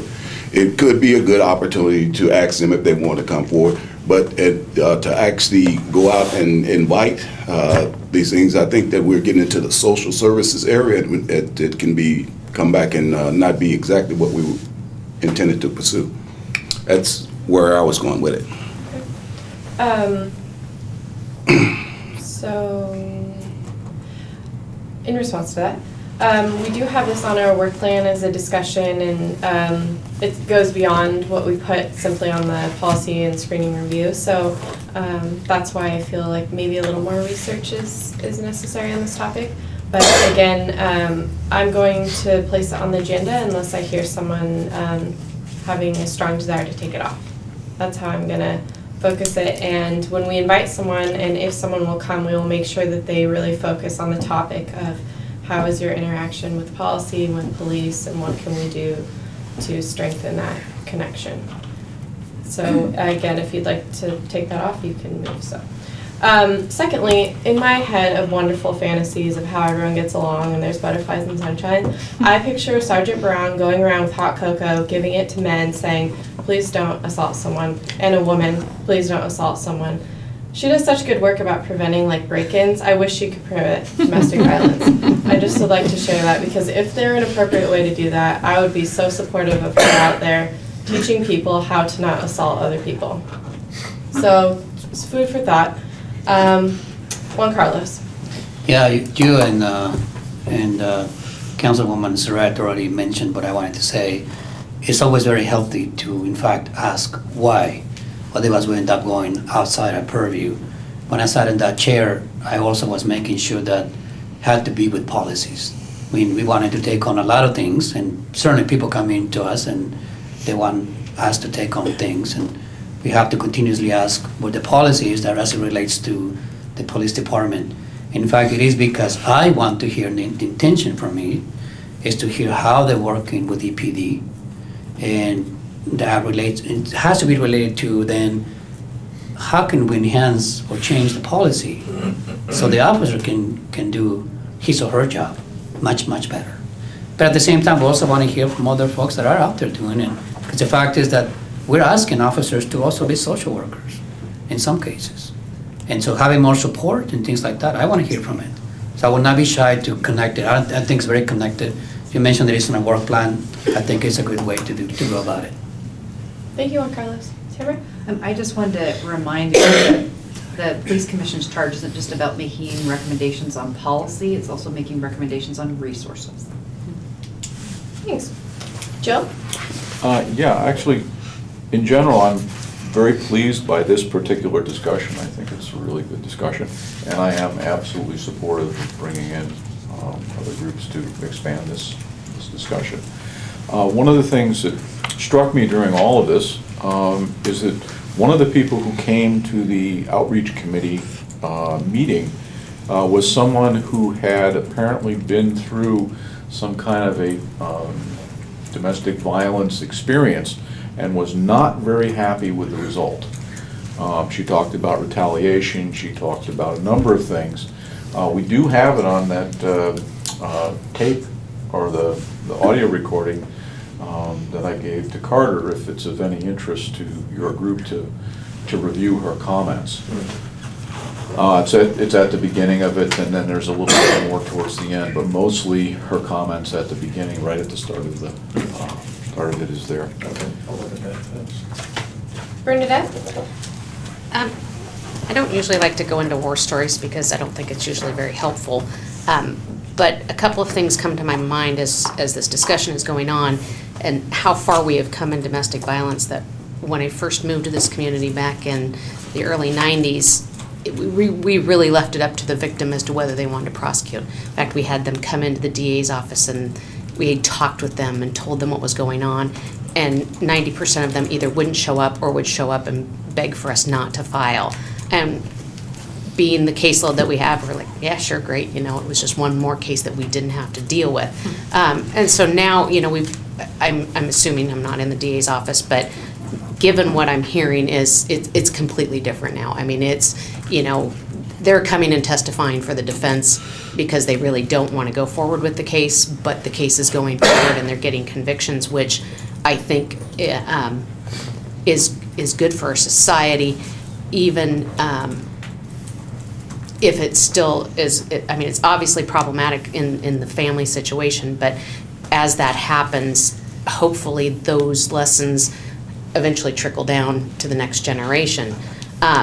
And I think where this really became something that really started to make sense with me is not, you can go down to all the statistics that domestic violence is against, across the community. I mean, doesn't matter, what your income level is, it doesn't matter what your background is, your education. I mean, domestic violence is throughout our community in lots of homes you might not expect. But where it comes to the children, which is where it's in the policy, where we talk about DHS or SCF, whatever their acronym of the year is that when I would see cases in the juvenile department and the kids would be coming in and the younger brothers, the 5-year-old brothers, were beating up their 9 and 12-year-old sisters because that's what they were seeing. They were seeing that the boy gets to hit the girl. And when you start to see that, all of a sudden it just it's something that you recognize that you can't unsee. And that was a really frightening thing for me, to see this just little boy just wailing on his sisters because that's what he had learned. So if we're going to be going into policy as it relates to the police department and how they're working and whether they're doing their job well and whether there are resource issues, I think maybe it's DHS that we need to bring to the table and keep our focus on, if we're trying to end domestic violence, it's really, you're not going to change the adults. It's really figuring out how to get the kids to not become the adults that are doing it. So I guess my recommendation would be looking into somebody that has to do with children's services and having them come in and talk about, where can you, it's like, it's almost like you need to kind of just say, okay, we can't deal with this, let's dump the money in here, and hopefully, over time, it will solve itself. I mean, we've been going on with this issue now for, it's always been here, but is there an answer to it? I don't know, but I think that, I think the discussion is good. I appreciate what you're saying with regards to, how much do we weigh into it? But I think anytime you can, and I don't want to go into it too much because, this is what the police are doing in their MDTs. When they get together at the Child Advocacy Center to talk about the violence and the sex abuse and all those different things, they're bringing all the partners to the table. It's like if somebody here wants to be one of those partners, they just need to get into, those fields and get to that table and have that discussion.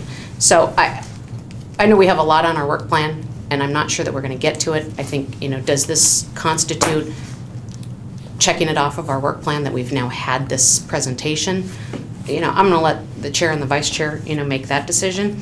But I just think we all have strong issues about this, and while I can appreciate what you're saying, Jesse, sorry, I'm not a bleeding heart. I don't have that in me. I've just seen it too much to say that there's really an innocent person that gets arrested for domestic violence. So. Okay, and on that note, we are going to close that discussion because I said it was quick and I lied. So now we're on to committee report, PSRC, and Bob, would you like to take that away? Sure, I will, and I'm going to hand these out in both directions here. Take one and pass it around. Thank you. Madam Chairman, the PSRC met last Tuesday, and because of the quick turnaround that we had here, and I thank staff for getting this ready so quickly, there were some changes made to the Code of Conduct 1101, and they did not get in the draft that was sent to you in the email. So this is what you've got now. Starting on page 3 of what you got in the email, if you'll look, it begins with associations, and it talks about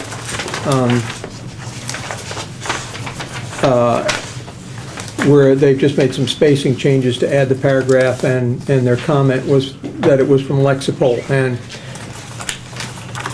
they just added one word, except as required in law and as in the performance of your duties.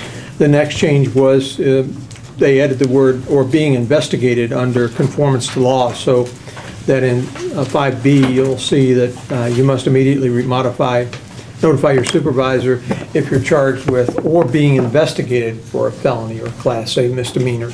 So it puts the onus on the officer to notify their supervisor immediately when they find out they're being investigated or they are charged with a crime. And we struck the because of heirs access because eventually that will go away, and so it needed to be just stand on its own. Last change was in Section 20, which dealt with adding reference to the policy, and they just added refer to future policy 04, property and evidence, so that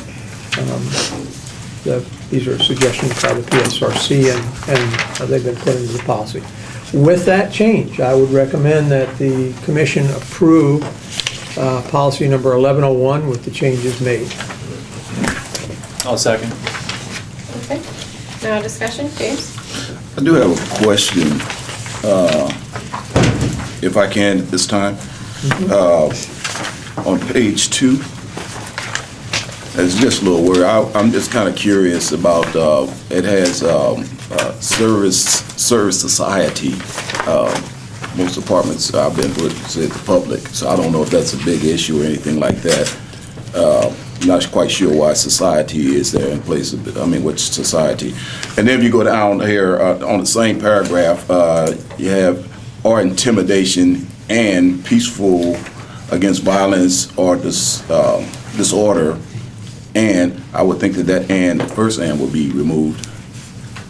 Just my thought. But I was really puzzled about the second paragraph down. It says that whenever I see or hear of a confidential nature or that is confided in me in my official capacity will be kept ever secret unless revelation is necessary in the performance of my duty. I'm not quite sure what that means. Miranda states that when you make an arrest or something like that, anything you say can and will be used against you in court of law. So I'm not quite sure. Is that referring to the officers communicating between each other, or? Let me start at the top there. This is the code of ethics that's been with the department for, I know, as long as I can remember, and probably before Chief Kearns. It was posted in our lobby at City Hall, and it's the one that's on, that our recruits use when they swear in. So the verbiage has just been around for a long time. This is not new language.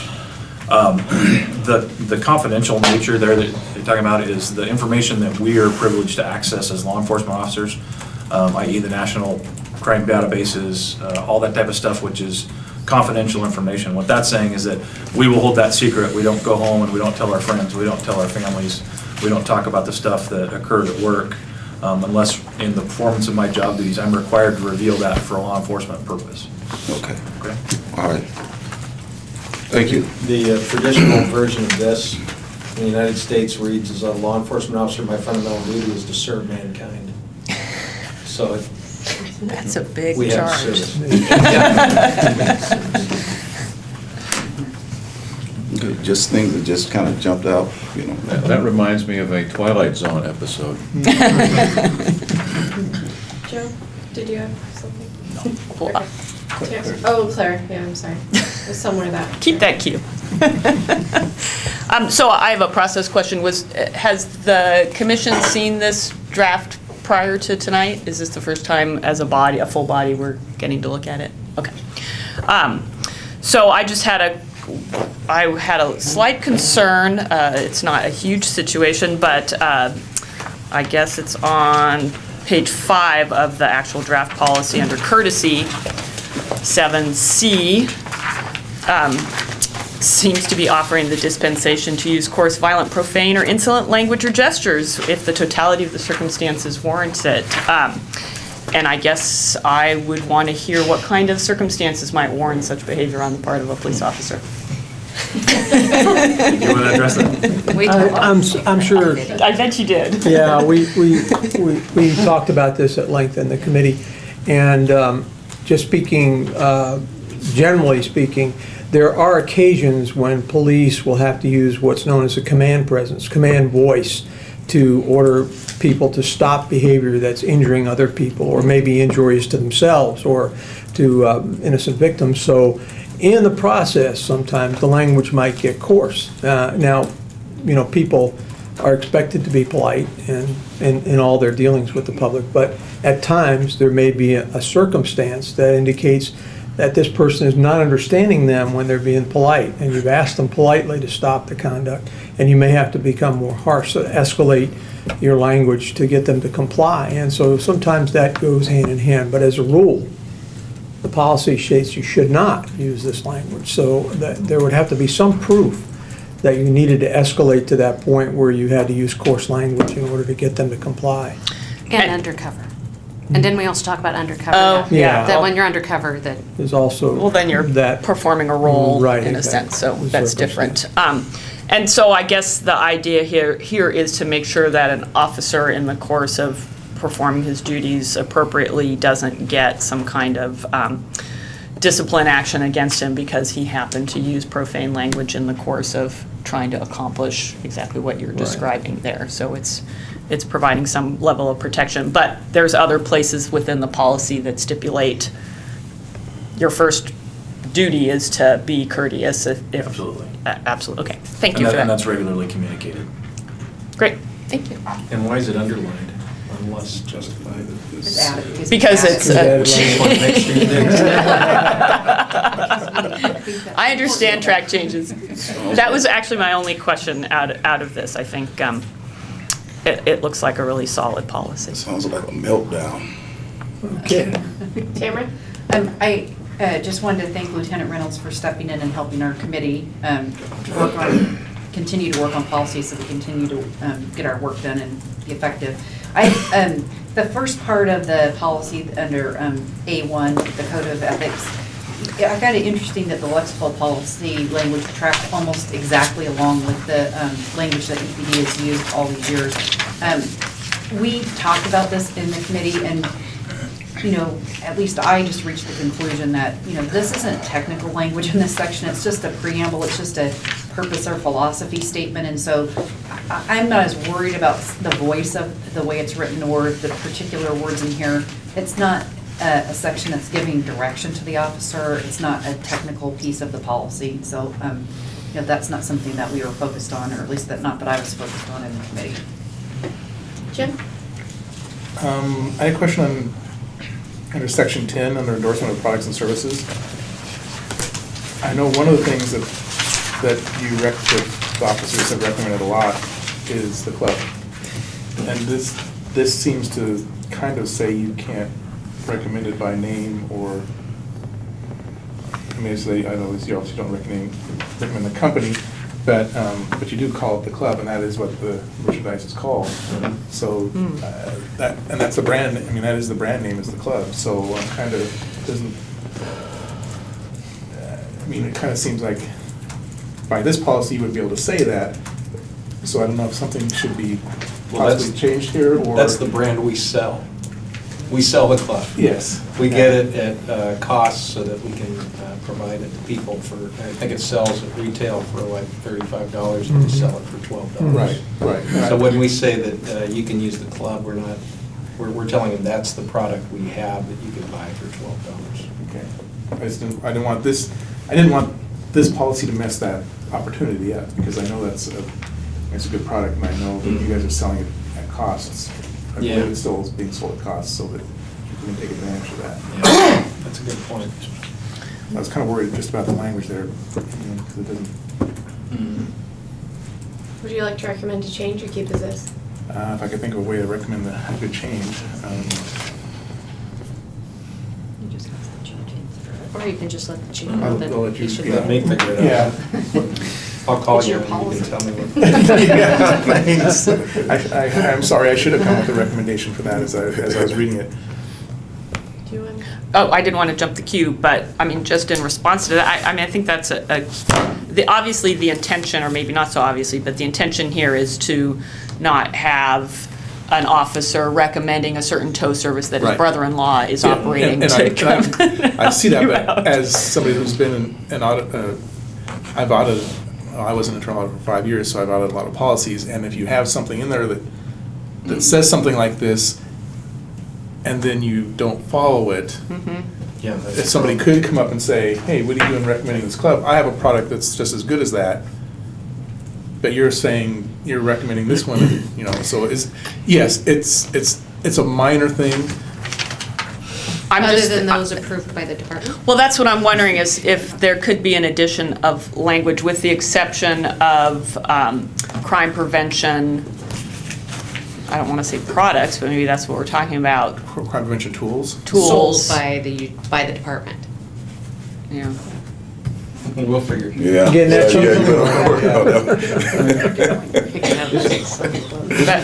Isn't your objection actually covered in section C? Or service not approved and or required in performance of duty as defined by the city? If you've approved the club, then I think you're sort of covered under section C.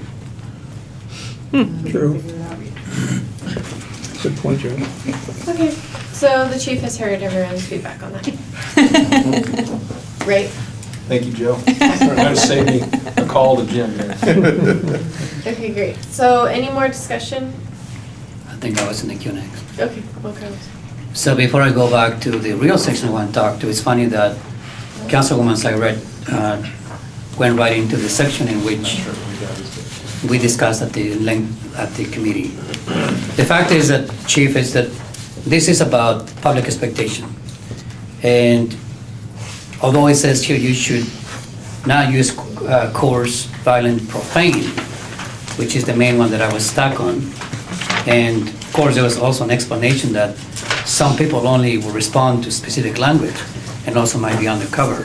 I understand that now it's being justified, rightfully so, with the last sentence, which says, unless justified under the totality of the circumstances. That obviously kind of will soften up some to the extent.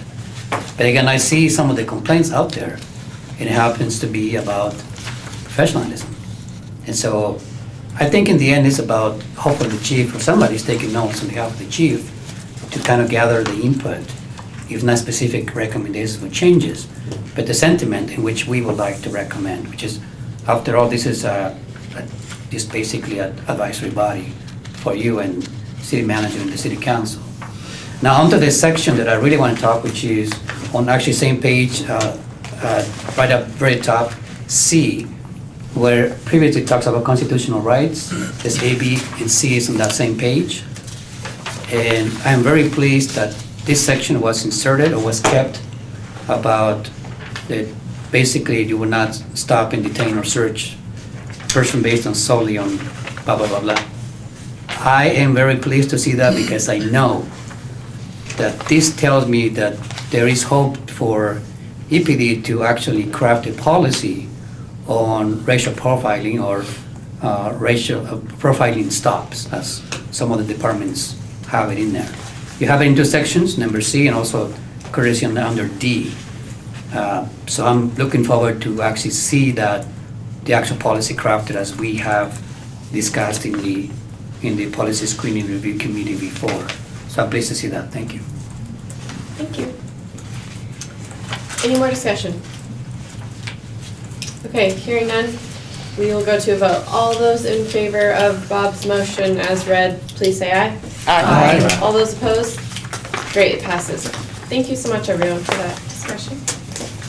Madam Chairman, we have one more policy that the committee is recommending approval, and that's Social Security 308-39. We have looked at this policy before. I was on the committee, but, well, some of the members here still were, and have agreed that whatever we did then, or did not do either way, seems to be sufficient, and the committee is recommending that we approve this policy again as presented and unchanged. So I would make that motion now. Second. Great. Now moving on to discussion. Tamara? My understanding, I wasn't on the police commission in 2004 when this policy was put into place. My understanding from folks who were on the police commission at that time, this is one of those community values policies.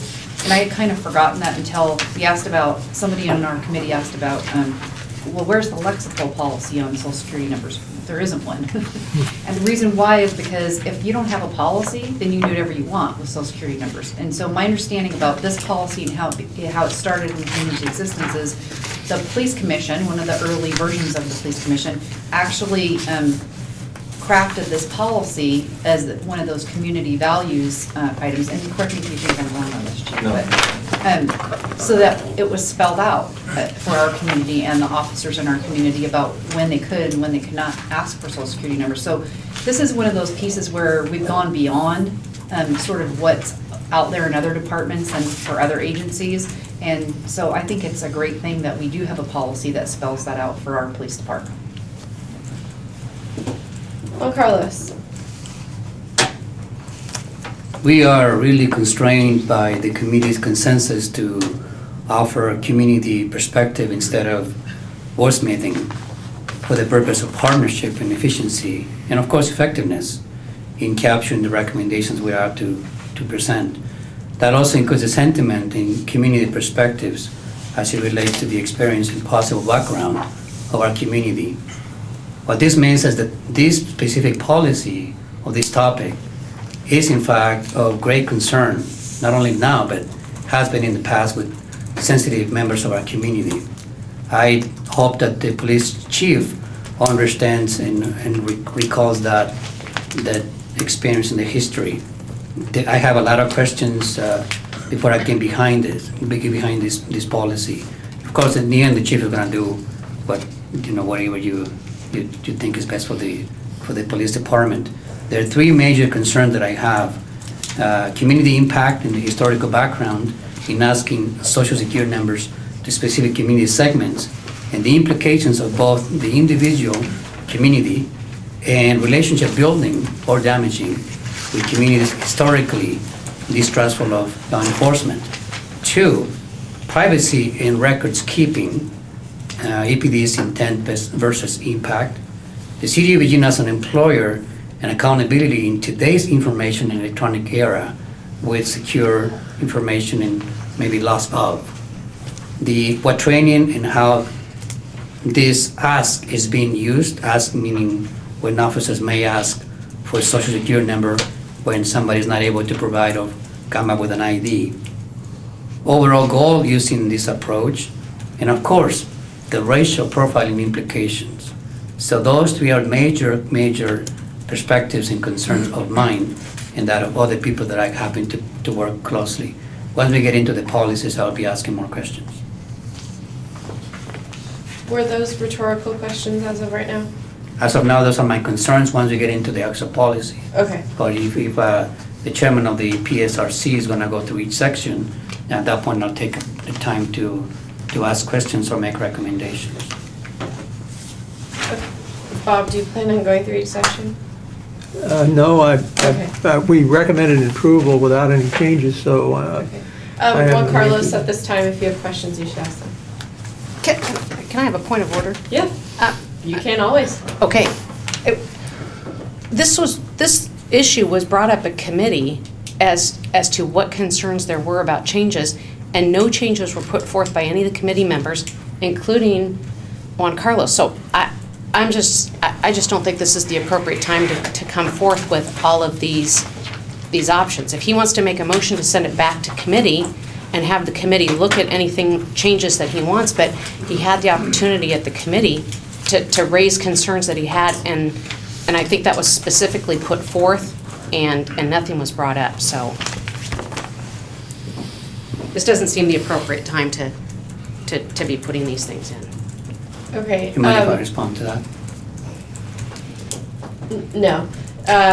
The chair responds to point of orders. So, as of right now, I don't think it's the most convenient time for these to be brought up, but we are a full commission and discussing motions is appropriate. He is allowed to ask questions.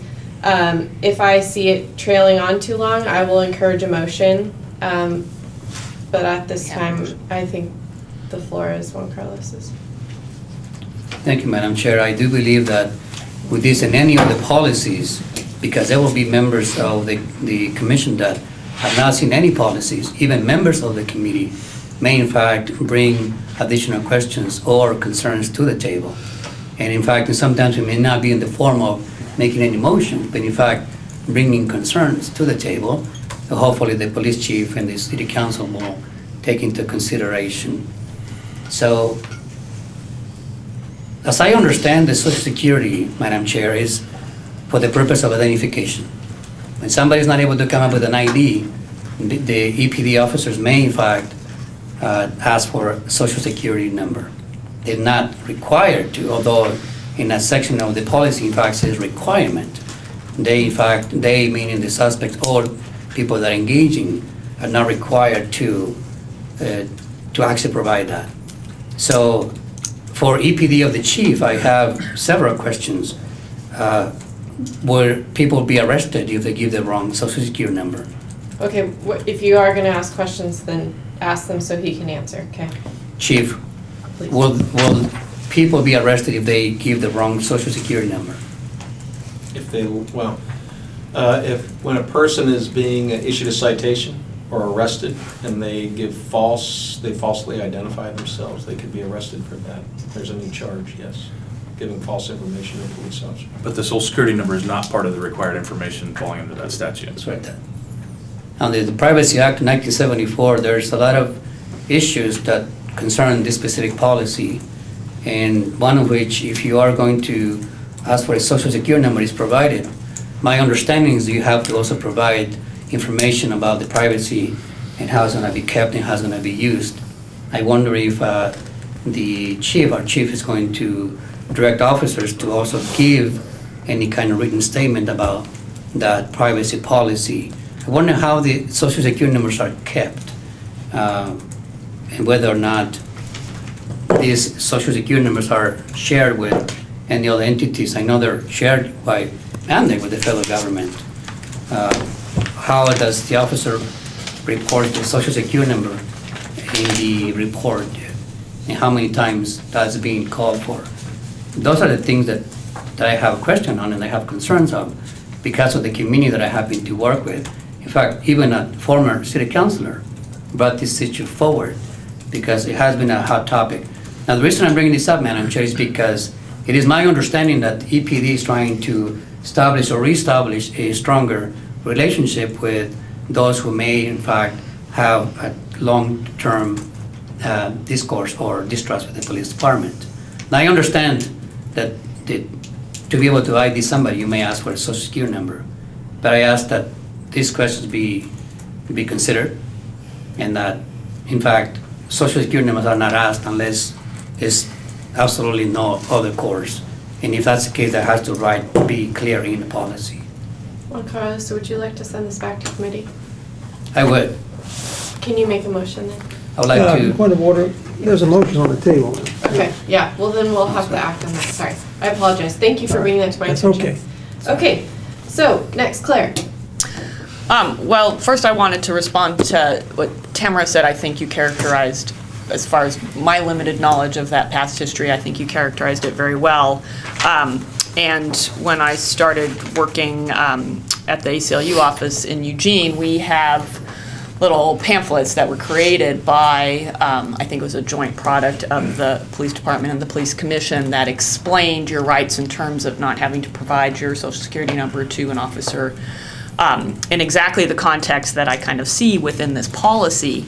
So just in the kind of regular course of business, I feel like this policy is getting at that concern of not wanting to give a social security number as a form of ID because of privacy issues or the other things that people worry about with that.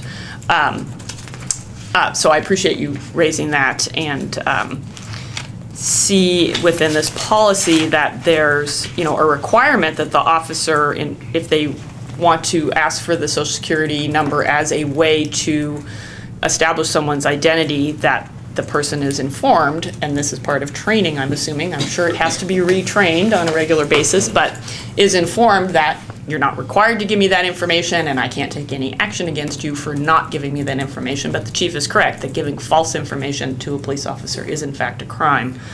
I appreciate the concerns that Juan Carlos is bringing up. I guess I would say, if there are folks in the community who feel that they're being targeted and ask for their social security number, we need to find a way to get those reports to the police auditor's office, because that's really the only way that we can get at the facts of what's happening.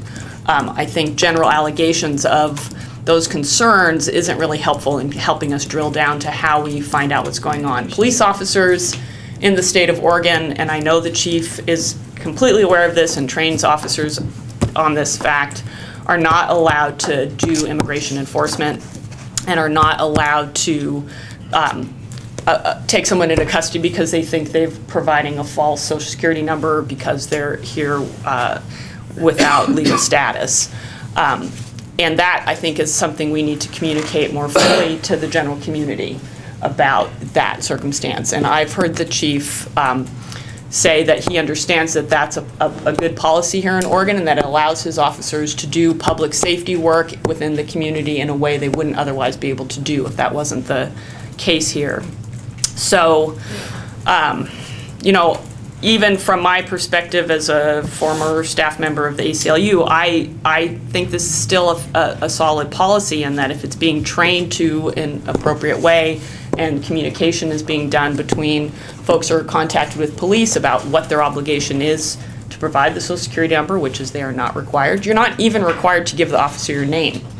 You're just not allowed to lie about what your name is. Make your booking more complicated if you don't provide your name, but I don't see a problem with the policy as it stands now. But if Commissioner Valle wants to have it reconsidered, then we'll see what the will of the commission is. Chief Crease? That's all right. Okay. James? Couple of things. The United States Department of Defense has, in the past, on military ID cards, they used to present the Social Security number. That's been reversed. They don't put them on there. The state of Oregon, on your driver's license, don't put a Social Security number on there. My concealed carry permit doesn't have a Social Security number on there. I'm troubled with this particular policy. I think that we're going somewhere that we shouldn't go when you have the federal government that's eliminating Social Security numbers from official government IDs. The state doesn't practice it. The county doesn't practice it. And to put our officers in a position like this, I think that we're going someplace that we really don't want to go. I will not be supporting this one. Thanks, James. Bob? Yeah, I'm going to comment quickly on the fact that this was passed out of committee with all the members voting yes. Nobody voted no against this policy. So I'm feeling somewhat like we are, reinventing the wheel here by going back to this again after the committee has unanimously approved it. And the second part of it is I think it's very clear in the policy, and there's no question about the fact that the officer has to advise the person when they ask for that they're not required to give it to them. So, I mean, if somebody tells me that you don't have to give me your Social Security number, I'm okay, thanks, not going to get it. Why wouldn't I say that if I had that opportunity? So, especially to the fact that it's not going to affect what the outcome is. So, I think to speak to what James has had, and I was thinking back in terms of what else is used, they use Social Security numbers in the state and in the federal government to track people who don't pay child support. That's how they find out where they're working, so they can get them to pay their child support to the children that they were fathered. And so the government now still continues to use the Social Security number in conjunction with other identifiers on the driver's license. In your DMV record, you will find, yes, the driver's license is a separate number, but you will find in your record your Social Security number as a second identifier. The federal government also uses the FBI, NCIC, National Criminal Intelligence Network, needs to have an identifier, and they use Social Security number. So when the police file your name after you've been arrested, it already attaches to the federal government's NCIC file, which has your Social Security number in it. So it's there. You can't unscramble the egg, get the toothpaste back in the tube, or whatever term you want to use, to take these out of there anymore. I mean, you could do it, but you're going to need a national concerted effort to do away with Social Security numbers. And I don't think that's going to happen. So the reality is, at some point, we deal with these, at some point in the criminal justice system and along the way. And that's what we're looking at here, is forming a policy that conforms to that, while at the same time giving people their right to refuse to give it or to have to spend their name. So I really see no reason to go any further with it. It's going to go back to the same committee, the committee that approved sending it to you for approval anyway, unanimously, and I just don't see the point in returning it. So I'll be supporting it. Thank you. Bernadette? I'm honored. Yeah. Oh, do you not want to be? Or was that a point of order? I think it was my point of order, but I think I do have a quick question on fugitives from other states. Isn't that one of the things that's required by the court, to have a Social Security number on there in That's order correct. to get a fugitive? A fugitive from justice is somebody it's a crime in Oregon to be wanted, to be in Oregon and wanted in another state. It's called being a fugitive from justice. So in Oregon, we can't arrest on a warrant from Nevada. So that's why that crime is in place. So when we arrest a fugitive just from justice, there's a lot of things that the court requires so that we say we are arresting the right person on this warrant. And Social Security number is one of those, that we have to confirm the Social Security number of that individual with the one that's on the warrant from the other state. Okay. Joe? Yeah, during this discussion, I had the sense that I think that there's intent's not the right word, but if you think about a policy, if you give people a list of things, it will usually add more weight to the first item and then less to the other ones as you go down through the list. And maybe what might help here is, for example, taking section B and putting it right up at the top. And then so you go BCA in that order, and that may produce the change in emphasis that Juan Carlos is looking for. I don't know if that will help, but I'm throwing it out as a suggestion. Are you suggesting an amendment or just a friendly thought? Friendly thought at the moment, but depending on whether it gets voted back into or voted up and down at the moment, if it gets approved, we're done. If it doesn't, then it gets voted back into the committee, and if it gets voted back into the committee, this is one possible approach to solving the problem. Or you could skip committee by doing an amendment, but it's okay. We are 36 minutes over, and this is hurting my pride, because I pride myself on running meetings on time. I just want to throw that out there. Jesse? When I voted this out of committee, it was because we were at an impasse in committee. I expected Juan Carlos to bring up his concerns, and we were at a point where we needed to have the discussion and the input of the entire commission. So this was not a surprise to me. Okay, thank you for sharing that with everyone. Juan Carlos? Madam Chair, the actual motion at the committee was in fact to bring it for a full discussion, if I remember correctly. I failed to record the actual motion. But again, there is just so many things that we have to work on. I'm comfortable sending it back to the committee, only because what I understand the interest of the EPD with specific communities out there.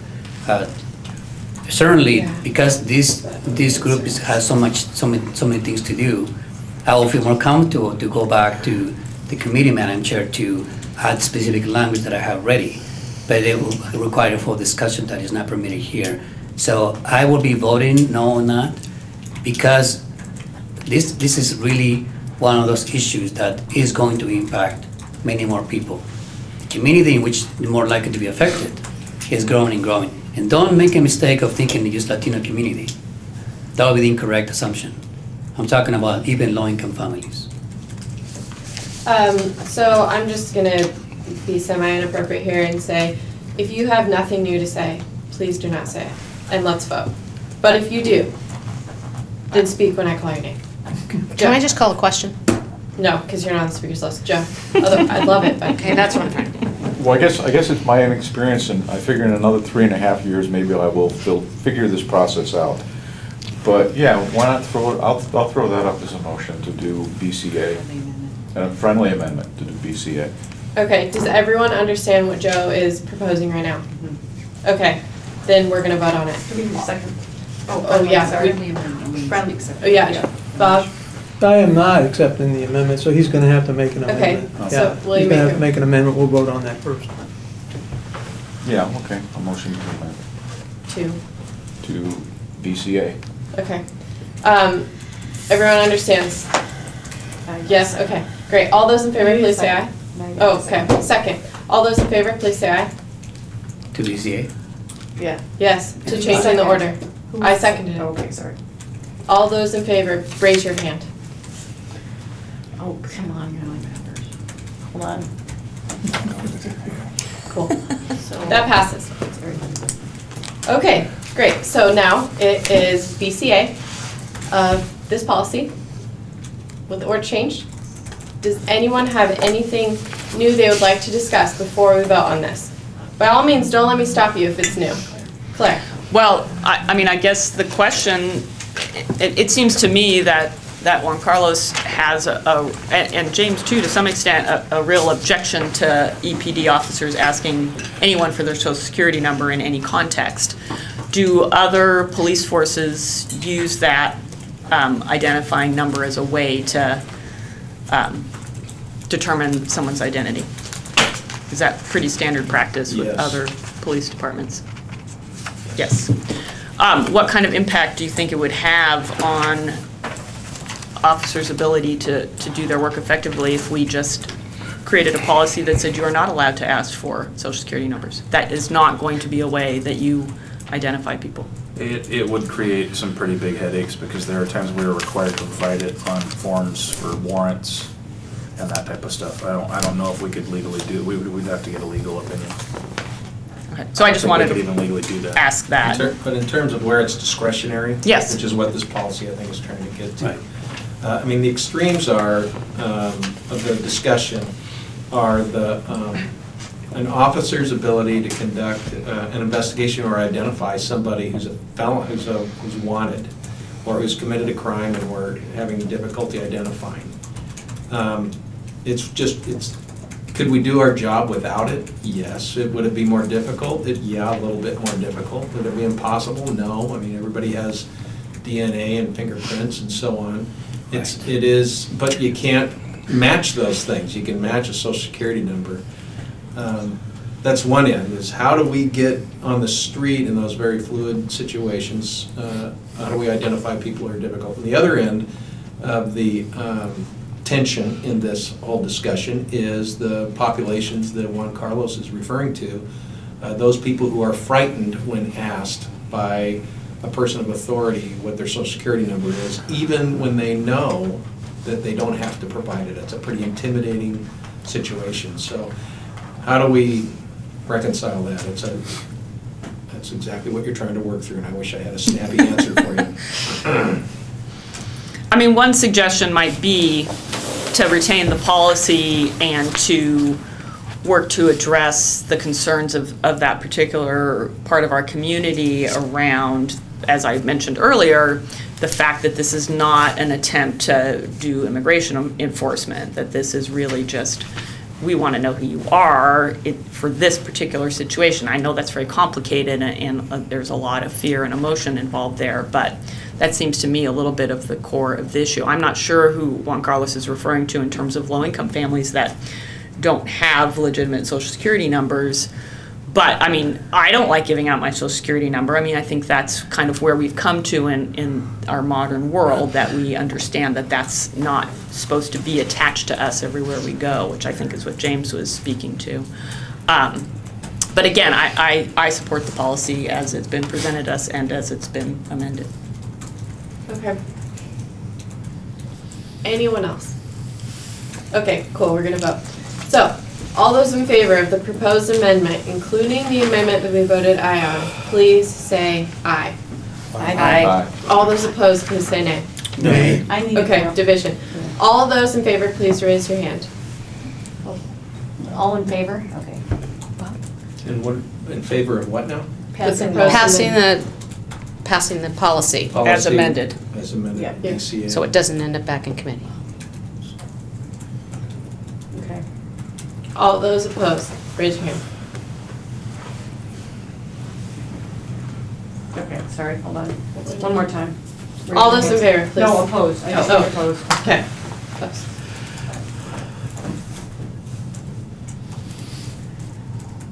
Okay. What was, 5, 1, 2, 3, 5, 4, 5, 5. Fails. okay. So, Back to committee. now board is open. We can either send it back, let it die its It's already airless adopted. death. It's already adopted. Oh, it passed. Well, I mean, no, your Yes, motion. I know, but these are your options. It either stays with the chief, it goes back to committee. Yeah, those are your options. Madam, I believe, never mind, if there was a motion on the table to approve it It died. and it died, Yes. then it It maybe doesn't opens up. automatically go back to committee. I would like to propose that we send, I'll make a motion to send the policy back to committee for the work. Okay. That needs a second, otherwise it's not going anywhere. I'll second it. Okay. All those in favor of sending this what's it called? Policy back to committee, please raise your hand. Wait, I'm sorry. You have the yeses to send it back to committee. That's who's raising their hands right now. Juan Show me your Carlos, hand. raise your hand. Three. There you go. Okay, all those opposed, raise your hand. That's the rest. Got it. Okay, so it is dying in thin air. Now we are going to break. Thank you. Thank you for coming. Certainly, and Madam Chair, I just have two Yes. real quick points of Oh, follow-up, awesome. if I could, and I'll burn through these. One comment on the ICV that everybody keeps bringing up, that is a major priority for us. Everyone, please rise. We, it's kind of at a perfect storm. We replace, our ICV equipment's approximately 10 years old. We started a replacement cycle of 2 years ago. At that same time, we had to figure out which patrol cars we're going to, so that put a big log jam in it. We just ordered 42 new units to start going into all our vehicles and replace them all, so you know everything will be getting back up and top end again. As far as the body cams go, there's a proposal in the department to outfit both our bike officers and TEU with body cameras. We've had some out there as trial units that are working really well. Just a matter of finding the $30,000 to buy the cameras. So that's where that is. A follow-up from last month, About trespass letters, these numbers are approximate based on the fact we're transitioning over to a new tracking system for trespass letters. There's currently 900 contacts, which equal property owners or managers, those responsible for signing the letters. That encompasses 2,500 different properties around town. The other thing that was brought up last month was Zach talked about the sex crimes that were occurring around game days. Over the past 3 years, there have been, specifically on game days, there have been 10 rapes. 2 of those were actually associated to the football games. One was in 11, one was in 12. Both were alcohol related, and actually at the stadium themselves, with people date rape kind of situations. In the same 3 years, there was 15 different sex abuses. 3 of those were associated to game days, 1 in 10, 2 in 12. Again, 2 of those were alcohol related, and 1 was actually a predatory type individual. So that's the stats on that. Any questions on that? All right. Thanks for the follow-up. Thank you for your time. Thank you. Carter will include that in the wrap-up, in writing, so you have it. Oh, and don't say anything juicy over the break, otherwise everyone on the internet will hear it. Okay, thanks. Can we say something really boring? Yeah. It was approved by the city and not by the commission. Right, but because it's already in place, it's already there, it stays in place unless the chief. I was there. That's what I wanted to make sure. I wanted to stay one way. No, I didn't. I just served, man. What it was, aliens had come down to the earth and were questioning Jesus. I was a fan of the Twilight Zone. There were several people who called it, but it was too juicy not to jump on. That's a different thing. It tends to happen. All right, well, let me just. Oh, I made a space with that. I filed a restraining order before. Quick suggestion. How's it going? Hey, we're on. I gotta get my coffee. Did you want to ask me something? No, I don't, I'm just. Chief, I'm next, after her. Oh, I'm sorry. Tamara first. Sorry, no, I'm not in line. I'm just trying to get Here, some let's coffee. go over here. Since we don't need to have everything. But I didn't realize it. Is it Hugh here? Is Tamara here? No.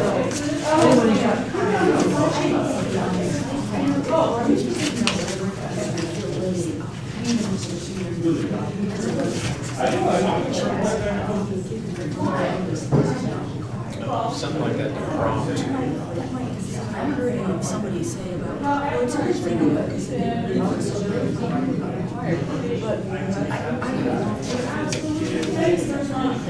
No, I understand. Yeah.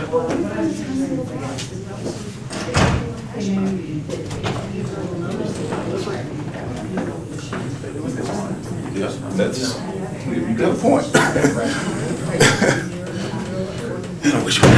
Wish we had Those cookies are so good. some hot coffee. We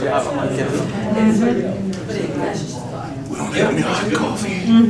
I like those things. Is it hot? Should be. We're supposed to do. I tried some that was called warm. Oh, no. Room temperature. Oh, no. Doesn't last very long. Oh, no. Okay, what was I doing now? Hey, Carter. Hey, Claire. I don't Sorry, know that. leave my food in front of me. No, you can eat, it's a break. I don't know that I got a, oh, sorry. It's just. Sorry. Need to drag you out of there. I just want to ask that you make sure I'm getting the reminder notices for the meeting, because I know that I got them, and it could have come in and I It was just. in my Friday letter. Oh, see, I saw Police Commission weekly update, and I was like, oh, not reading Right, that. and I sent you a note that said, if you do nothing else, read the opening line. If you just read the opening paragraph of that. No, I just read the subject headings. I put it in my Police Commission file. All right, that's good. So if you open them and just read it's always the first bullet, And if there's upcoming meetings. And you said you are sending that to my city council? Yes. Okay. These days, I check my other email. It's a little chilly. It is, it's cold. Yeah. I think they might turn the heat Winter. off. Well, it says it's 68, but it was cold the first time I came to the meeting here too. I was like, geez. It was warm when I was setting up, but, hi, Bill. How are you? I am fabulous. Never a dull moment. It never. They are entertaining. They are entertaining at times. It was all kind of weird, actually. How are you? I went out to. What brings you out? Well, I just, I went out to go to the Thursday night bank You committee. still want to be. Yeah. Carlos, how you doing? You know, I think that slow and steady wins the race, or whatever that Yeah. saying is. That probably butchered. So, and I also kind of enjoy it, kind of gives me a better feel for how the commission works. So, prepare myself. It's a little chilly, huh? Yeah, it is. James, you know Bill? We've met before. Bill Whalen, Yeah, James Manning. Yeah. Nice to meet you. I like that tie. I was Thank you. thinking, like, this is a man who I dress. Yeah, it's stylish. I used to get all, when I wore my bow ties and stuff, I used to get negative talk and stuff, you know. You a Muslim or something? Come on, Farrakhan. I'm like, yeah, it's a tie. It's always been interesting. I've worn them now for 20 some odd years. And You tie yourself? I tie myself. Yeah. And the comments I get throughout the time, it's like now they're becoming popular again, so everybody Yeah. sort of, likes them. But for a long time, they're like, why do you wear that? What's wrong with you? And, it's kind of interesting that people's perception of Isn't that. that cool? I forgot how to tie them. I mean, I was really good at it too. They were really stylish. They still are. Hey, with food in my mouth, sorry, but I just have to finish my story that my son is actually going to the All-American Bowl game. He's one of the top 16 cadets in the country. Hoo-ah. How Isn't cool that is nice? that? I Yeah. know. And he's all humble about it. I'm like, yeah, no, not so much with your mom. My son is in the ROTC and was nominated to be a cadet marshal in the All-American Bowl game in San Antonio.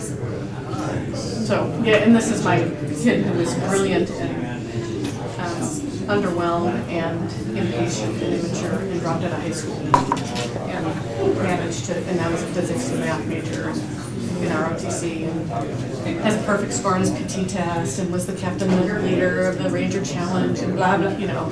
Goofball. Hey, well, I tell you, that's not easy. You know, you got to score 300. And I know. You got to compete with everybody I else know. that's going through. I know. So was it getting involved in the ROTC and that sort of changed him all around? You know, just say, it seems like you're really busy. She did. She said, I'll be the next meeting, but she wasn't. Oh. So, Organization, nonprofit called I think there's City an issue of that has not really wanting to branches be in that. most of the major big cities in the country. Doesn't, It's basically a says I don't domestic want to be school. anymore, you know. Yeah. She did say that she AmeriCorps would try to funded talk to the program, the yeah, Commission, where see if they this would want some. 17 to 24-year-olds, 18 to 24-year-olds work with kids at risk of dropping out, kids in inner city schools. Here's my kids dropped out of high school and he didn't get permission, like, because he was technically too young. And then the director called and said, why would your dropout are good? I'm like, because he will be. You know, that kind of stuff.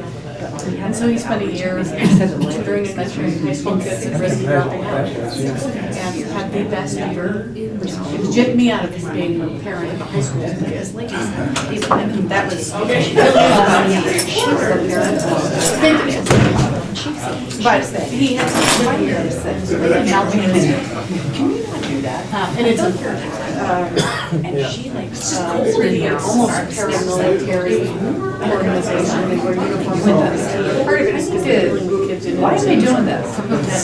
I only got it or something. And it's a core of kids that's all perspectives, but for whom that's So it's great training for members as well as the kids they serve. And it was the year after that, that I think it was the RTC. Wonder where that came from. How you doing? Well, see, I asked that because one of my daughters, who's 21 now, she high school kid is doing, we got her through high school, very smart, 6, 7 I like how you say that. We never really do 10, right? I know, we never really do 10. She went next. Okay. Yeah, it's hard. Yes, 10. Anything to mention. 10. But what I, it's just like, it's good though, which is what you need. Right. And just Way of listen to people. Right. How have you been? Really good. it does too well, Yeah. So when are the court? I'll take good. It worked really. Court days, the observation hours? 8 o'clock every morning. Anyway, so we had a good good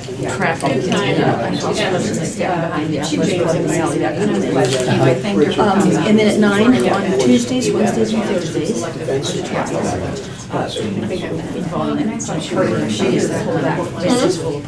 We are. And I go to that, and then they break for lunch, but sometimes they're all Well, day it's nice to have you. trials. Like maybe once a week. They'll be on all day during trials. And then at 1:30, because you said like 1:30 it starts, the trial status reports, and these are generally chock full of students. That's a good thing. And that goes to about. It's just difficult So you to come by. implement I sometimes. come back, I pretty much live there. Okay, if everyone can start making I don't their know way why I back. feel I have to go every day, but It's I a do. little early, but Well, it can be a full-time job there. Yeah, well, it's a college. Is Jessica going with you? Bill Wade. She goes to Katie. I do want to mention that the chief went very good suggestion, the citation. It could be a little box discussion. Discussion goes where it goes. yeah. This would be a private check. and they'd give it to As long as it's collective, I don't Cool. Every once in a while, I say. That's one of my ideas. The other one is. Seriously. Every time. Good, good. Well, take some with you if you want. No, if there's no, any but left. I would like to know, how did you make them, do you know, off the top of your head, or is something? Right, what are we doing now? I can write it down. Right now? Yeah? Yeah, I could, well, except Piece of problem paper? is, I was talking. it's a double badge that's in my head. Oh, sure, that's But I put okay, it I in can the cut them in first- half. Okay, Here, I'll give you a piece of paper. I'll just write it in your notebook. Claire, You don't have Carol, to. mind coming back? We're starting back up, people, with or without you. Oh, God, I'm on that camera again. Thank you. My wife's gonna go crazy smiling, if I though. make it, that's great. Okay. Oh, that would be good.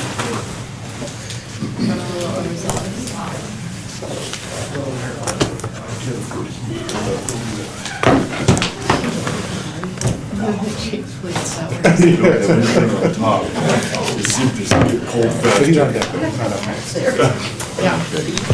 Joe's up next. I'm up next. Yeah, I actually prepared for this. But then, one of my paragraphs has been completely wrong, so I don't even have to say it. Can't put my chair forward.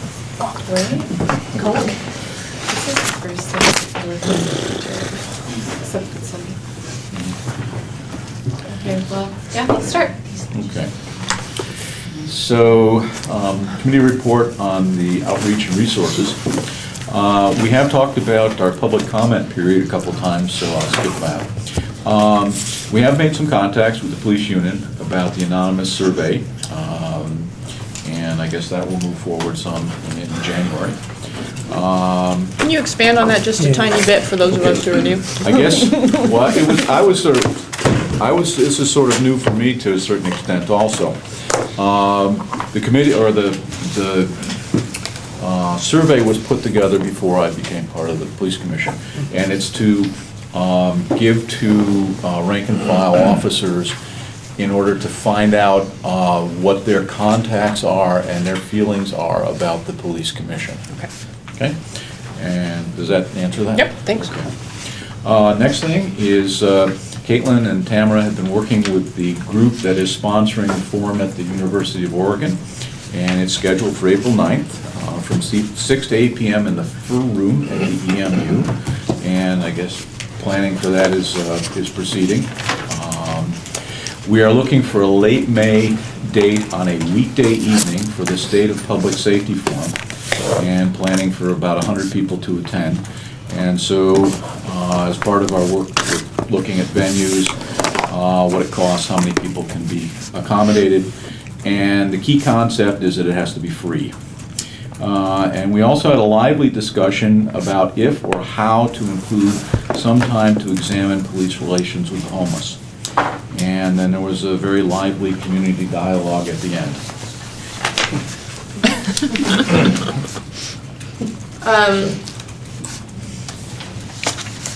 Does anyone have questions or comments on it?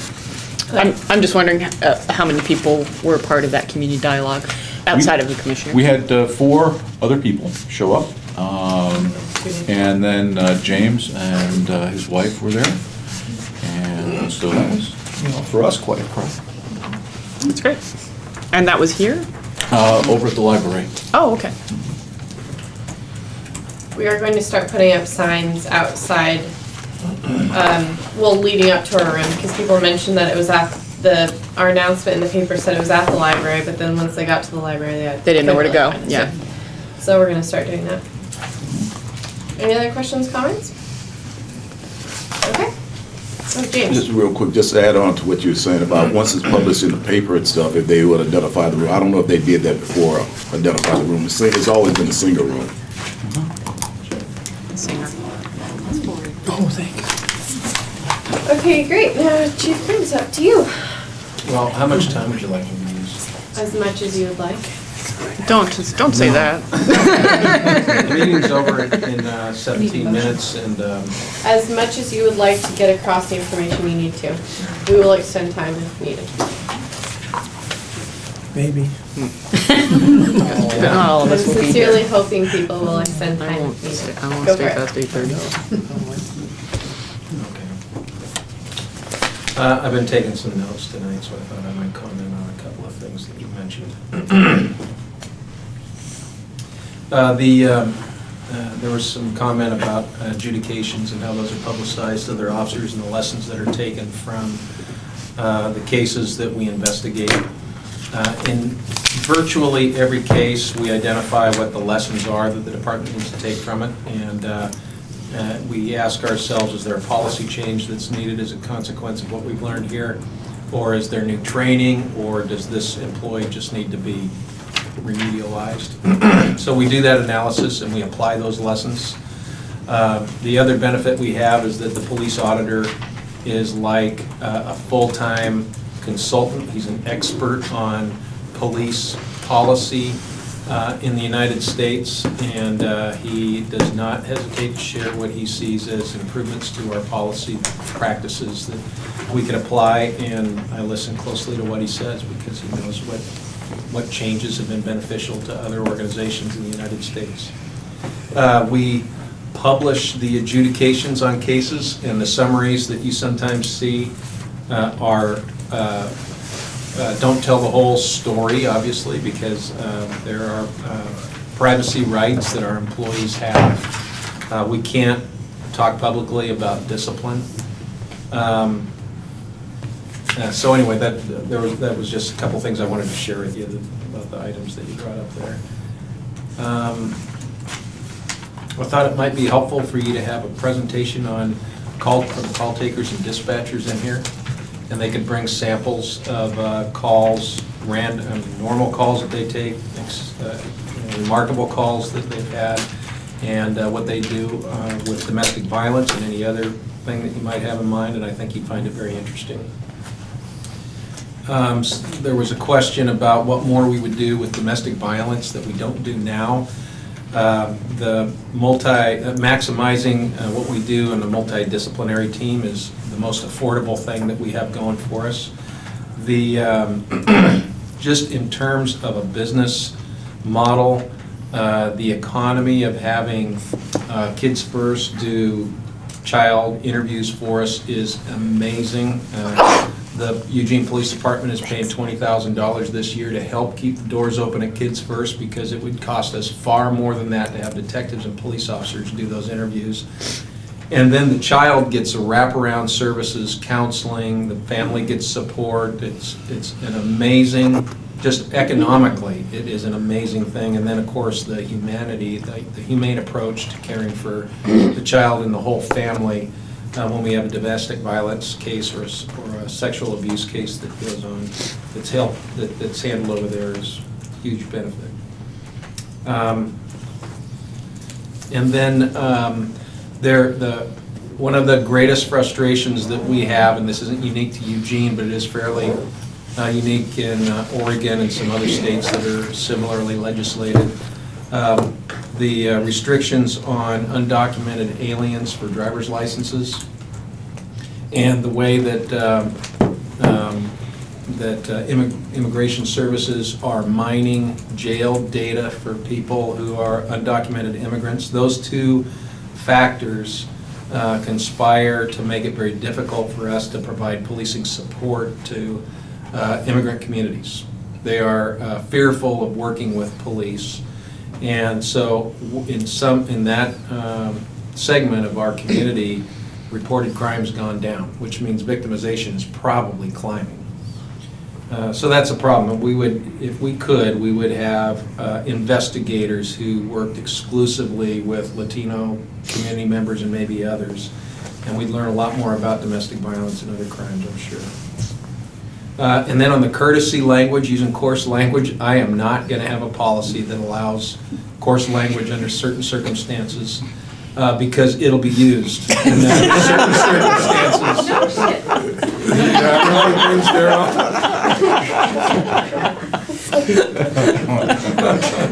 Everybody has their own scale on what qualifies, so it's just not good. And I've done this job a long time. I know you can get in a fist fight with somebody and never have to use coarse language to take them into custody.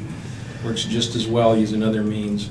And if we think that undercover detectives, and I've done that too, need to use coarse language, we can add that into the policy that provides guidance to undercover detectives. And the other things we have already discussed. Okay, so these are some things that have happened recently. Our crime prevention unit is, I think they're on to something. We do saturation patrols in areas where property crime spikes, and with patrol officers, and then the crime prevention unit decided, let's just see what happens when we go door to door there, and the property crime went away. I mean, it didn't go down a little bit, it went away in those neighborhoods. So they've decided to do more of that, and during the winter break, or in preparation for the winter break, obviously they did that in the West University area. And then we had this case where, this bottom window there, we had this case where it was reported that some people were doing, engaged in suspicious activity in the trunk of a car out there in Bethel, Danabo. And so officers watched them, ended up making an arrest that night. They had guns, and they burglarized some houses nearby. They were dangerous offenders. They were put in jail and immediately released to go out and offend again. And then with detective support, we executed a search warrant on the same people's home, gathered more evidence and stolen property. And they're probably not in jail now. They're out breaking into other houses probably. But it was a good effort, and it's worth doing that just to disrupt the practices of people who are chronically committing those crimes.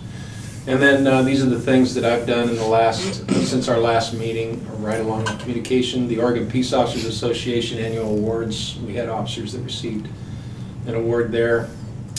Went to the public hearings on the social host ordinance and other items. The Public Safety Coordinating Council met a couple of times, did some interviews. Same night as the Citizens Police Academy graduation was the annual NAMI dinner for Lane County. I'd gone to the one in Portland earlier this year.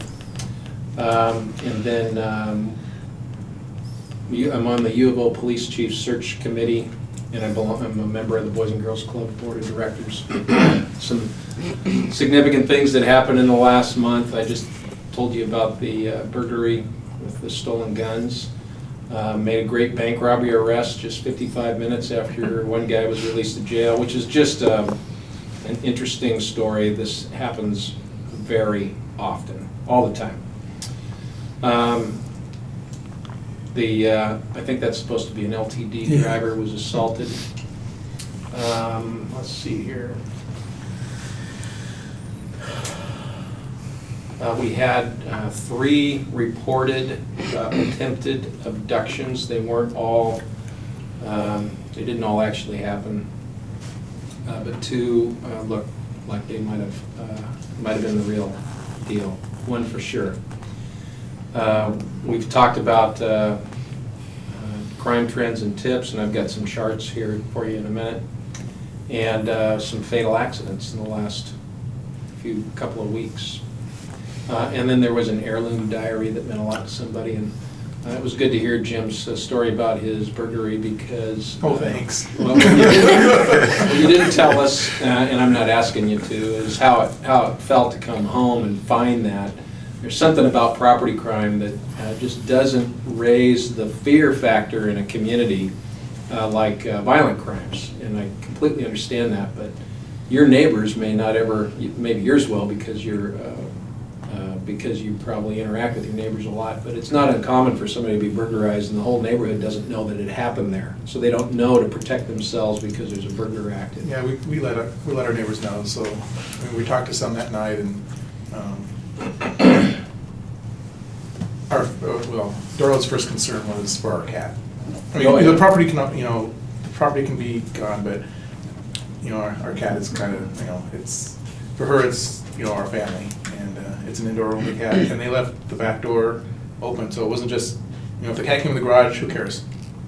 Because the door was open. We didn't know until we lifted the garage door that, and then we immediately saw the door to the house open, so we knew what had happened. And and they went right out the back door, right out the back bedroom door, which is probably where the cat was hiding because the cat's deadly afraid of people. So, yeah. But unfortunately, she was still there. But it still was kind of scary. I didn't know what to expect, when we walked in. I mean, I knew they were gone. It was dark. It was night. It was not until like 6:30 when we got home. And I'm sure, who knows when they came in, but as normal, it was during the day. Yeah. But, yeah, it was kind of scary, but we were just shocked that there wasn't more damage done. But apparently, in talking to the officer that responded, she said that's pretty much what they see. They go in, they only spend like 2 to 5 minutes. There's usually 2 people, one is a lookout, one going through the house. 2 to 5 minutes, they just go straight through. They don't really go anywhere big. They're looking for drugs, guns, cash, and jewelry, and that's pretty much it. And they got jewelry. That was about all we had for them to take. So.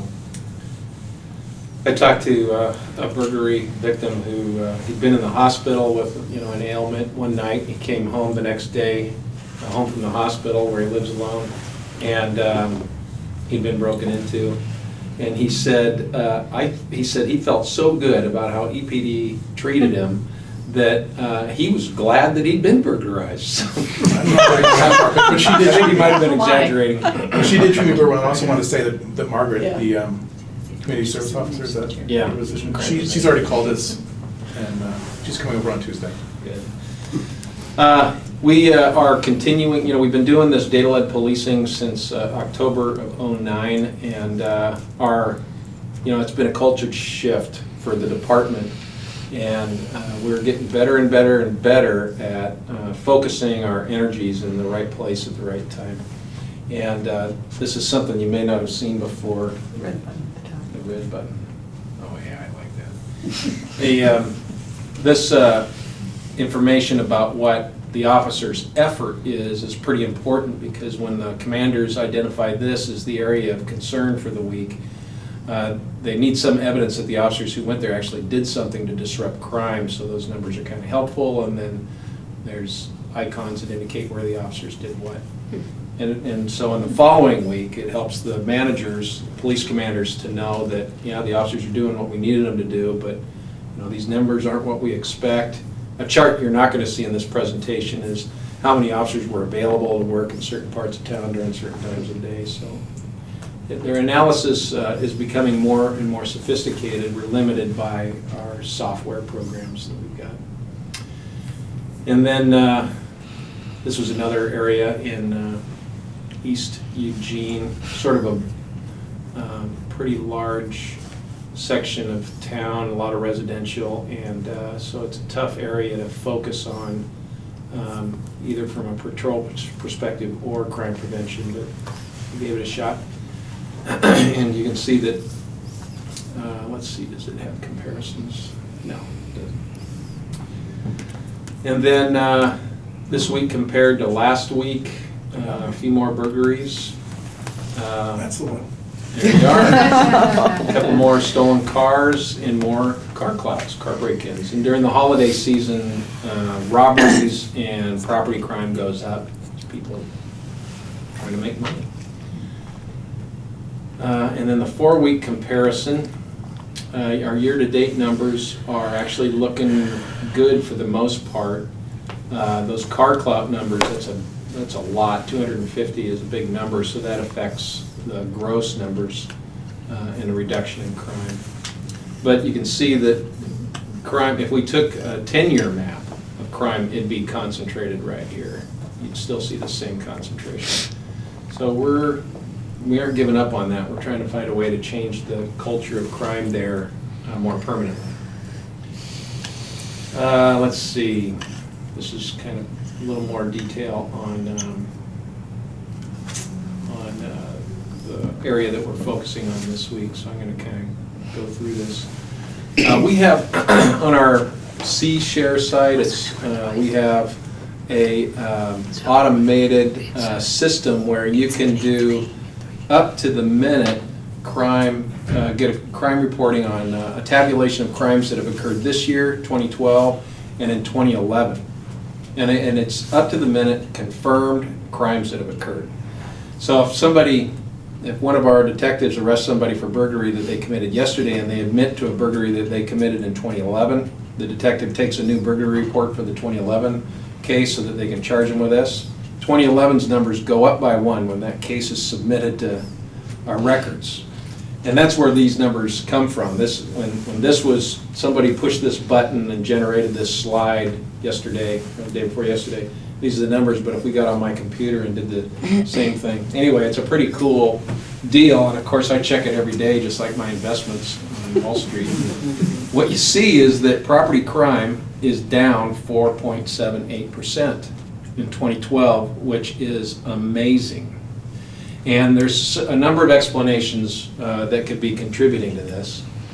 One is that there might be some underreporting. It could be that people reading the paper or hear all the time that the sheriff's office is closing jail beds, fewer deputies and so on, and they think, well, there's nobody to take a report and investigate it. In Eugene, I'm less inclined to think that that's the case because we do so much advertising about how important it is to report crimes. I think the malaise that people have about crime combined with the PSAs, I think there wouldn't be this dramatic a change. And the kinds of crimes that people report in the 90th percentile, 90% of the time or better, like burglary and vehicle theft, those numbers are trending in the way that they are in other places. So they're pretty, I think those numbers are accurate, which suggests that all of them are probably pretty accurate. And then, so I think what's driving the numbers down is having a 100-bed jail over in Springfield. They're locking up people over there that we'd like to be locking up here. Same individuals, so that helps. And this focus saturating neighborhoods with crime prevention and saturation patrols and then prosecuting the right offenders who are the most chronic offenders. We just have continued to get better and better and better at all those three things. And I think despite the loss of jail beds, we've managed to control crime a little bit in Eugene. I'm just thrilled at this. Now, persons crimes are also down, and this I don't feel as good about because I know that these assault numbers are not what we're seeing around us and in the rest of the country. So I don't know if there's, Kathy Flynn mentioned, for instance, that we've classified what we used to classify as assaults as physical harassment. This is only a difference of about 40, so over 11 months, that might account for some of those. I don't remember what the numbers were on her chart. I think it was around 20. But there could be other things like that on this list. So I don't feel as good about this reduction because it's not necessarily consistent with what we would expect. And then we got the gang symposium coming up. It's going to be over 2 days, and we've spread that out for 1 day in January and 1 day in April. I'm not on the committee that's putting this together.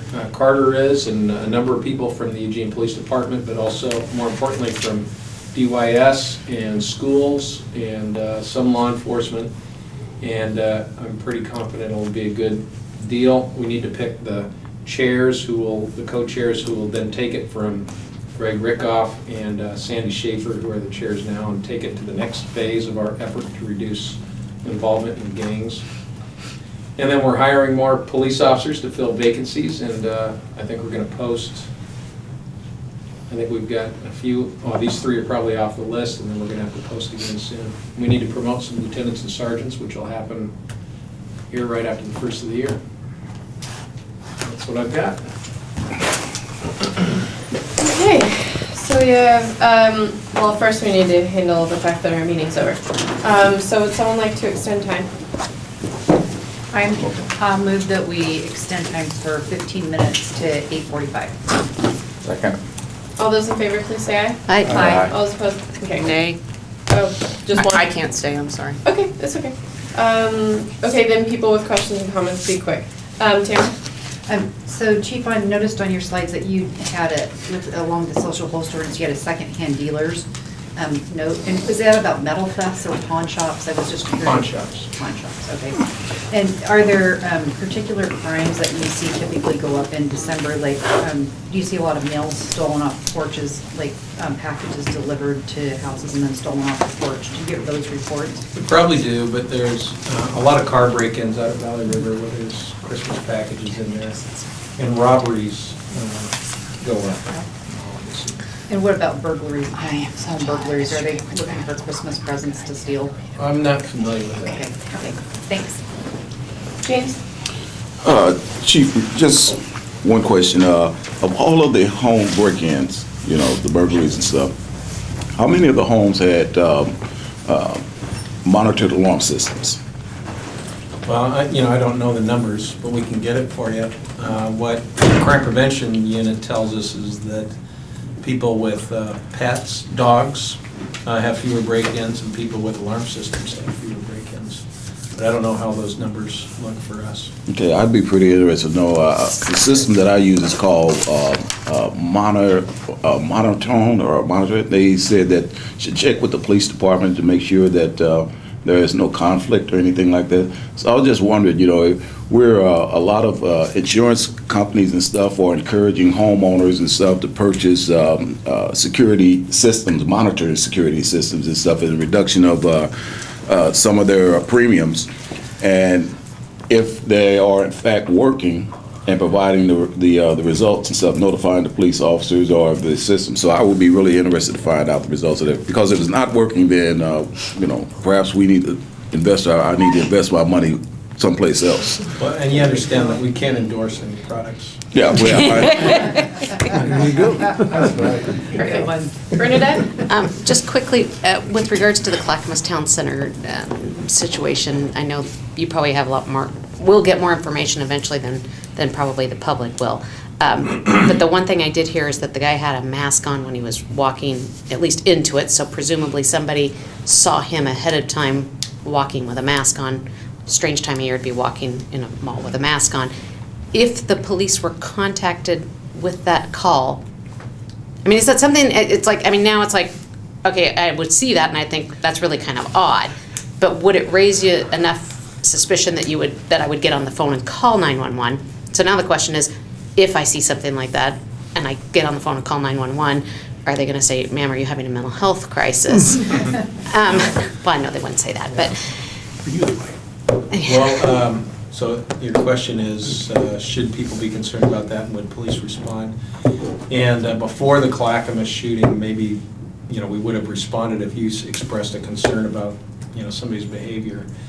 But the first thing I thought of when I learned of the Clackamas thing is that there's going to be another mall shooting now this year before Christmas, probably, because it's, I don't know, copycat is probably close to the right term, but I mean, there's just some other person out there with a mental health disaster going on that's going to want to do something like that.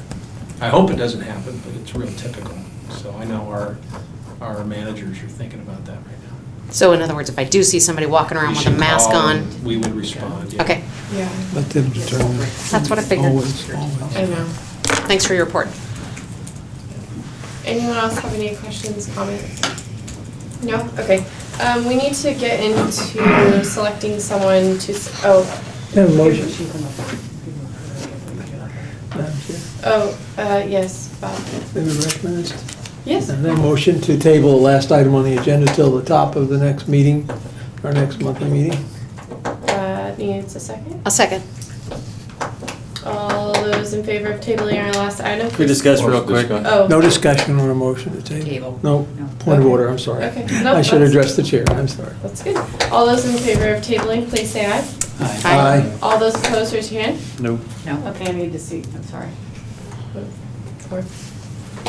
Okay, I believe it passes to table. So now we have, oh, perfect. Okay, so you just tabled closing comments. Okay, so now we still need to discuss nominating someone for the selection of the No, downtown. no, I said the next item on the agenda was The last nomination. No, I said the next item on the agenda. You checked the motion. Next? Okay, well then we have closing comments. Okay, thank you. I wasn't sure. My closing comment would be, why do we have closing comments? Next. I quickly, the chief provided an update on the gang symposium. I will include tomorrow in my email an invitation. We're looking for volunteer facilitators for the day of the January 12th, day-long gang symposium, who will be at tables and facilitate conversations at tables and take notes. I've got a little more information. Lunch is provided, it's a free event, and you get to hear some phenomenal keynote speakers and be involved in a dialogue. I'll send the note out, and we are looking for 45 altogether facilitators, so. And we've got one from the EPD volunteer corps, and I need some more. And entry is free. for Entry those is people free. Who facilitate. Entry is free for everybody, and they get lunch. You just stole his thunder. Good one. And I'll also, trying to I know, promote it there. I know. I cannot tell a lie.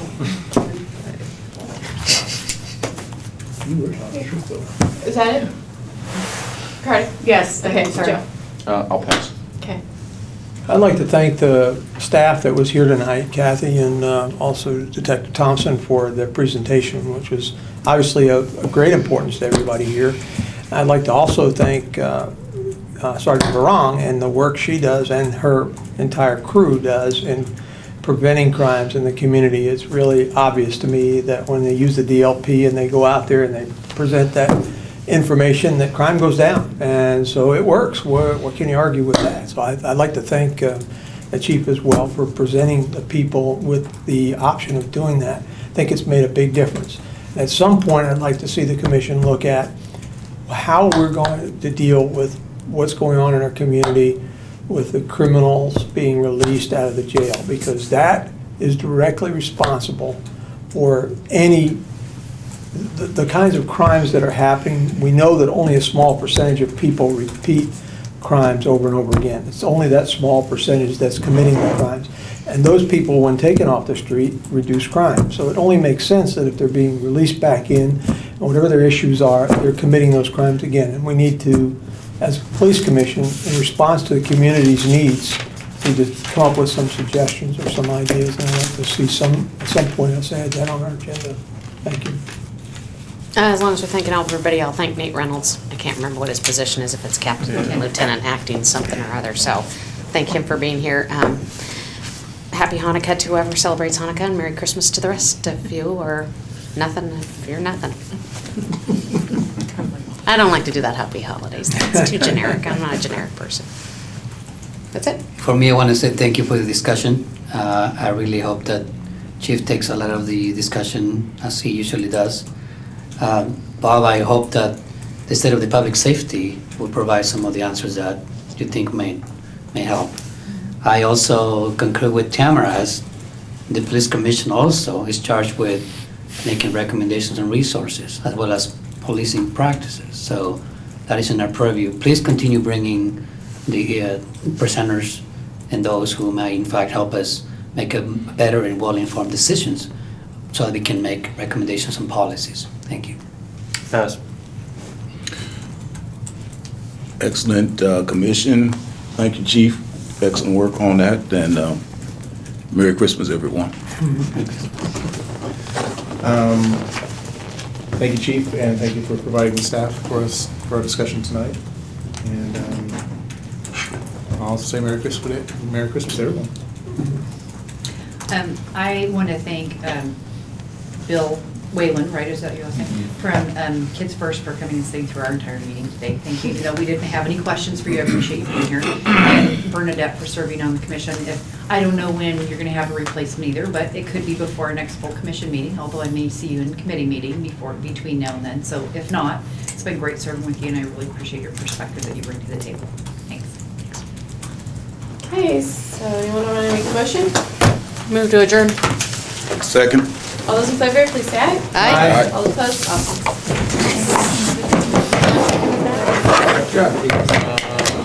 Thank you, sir. Jim, right? Oh, James. Hey, Bill. I just heard it over here. So, Nice work. Bob, I missed in the conversation.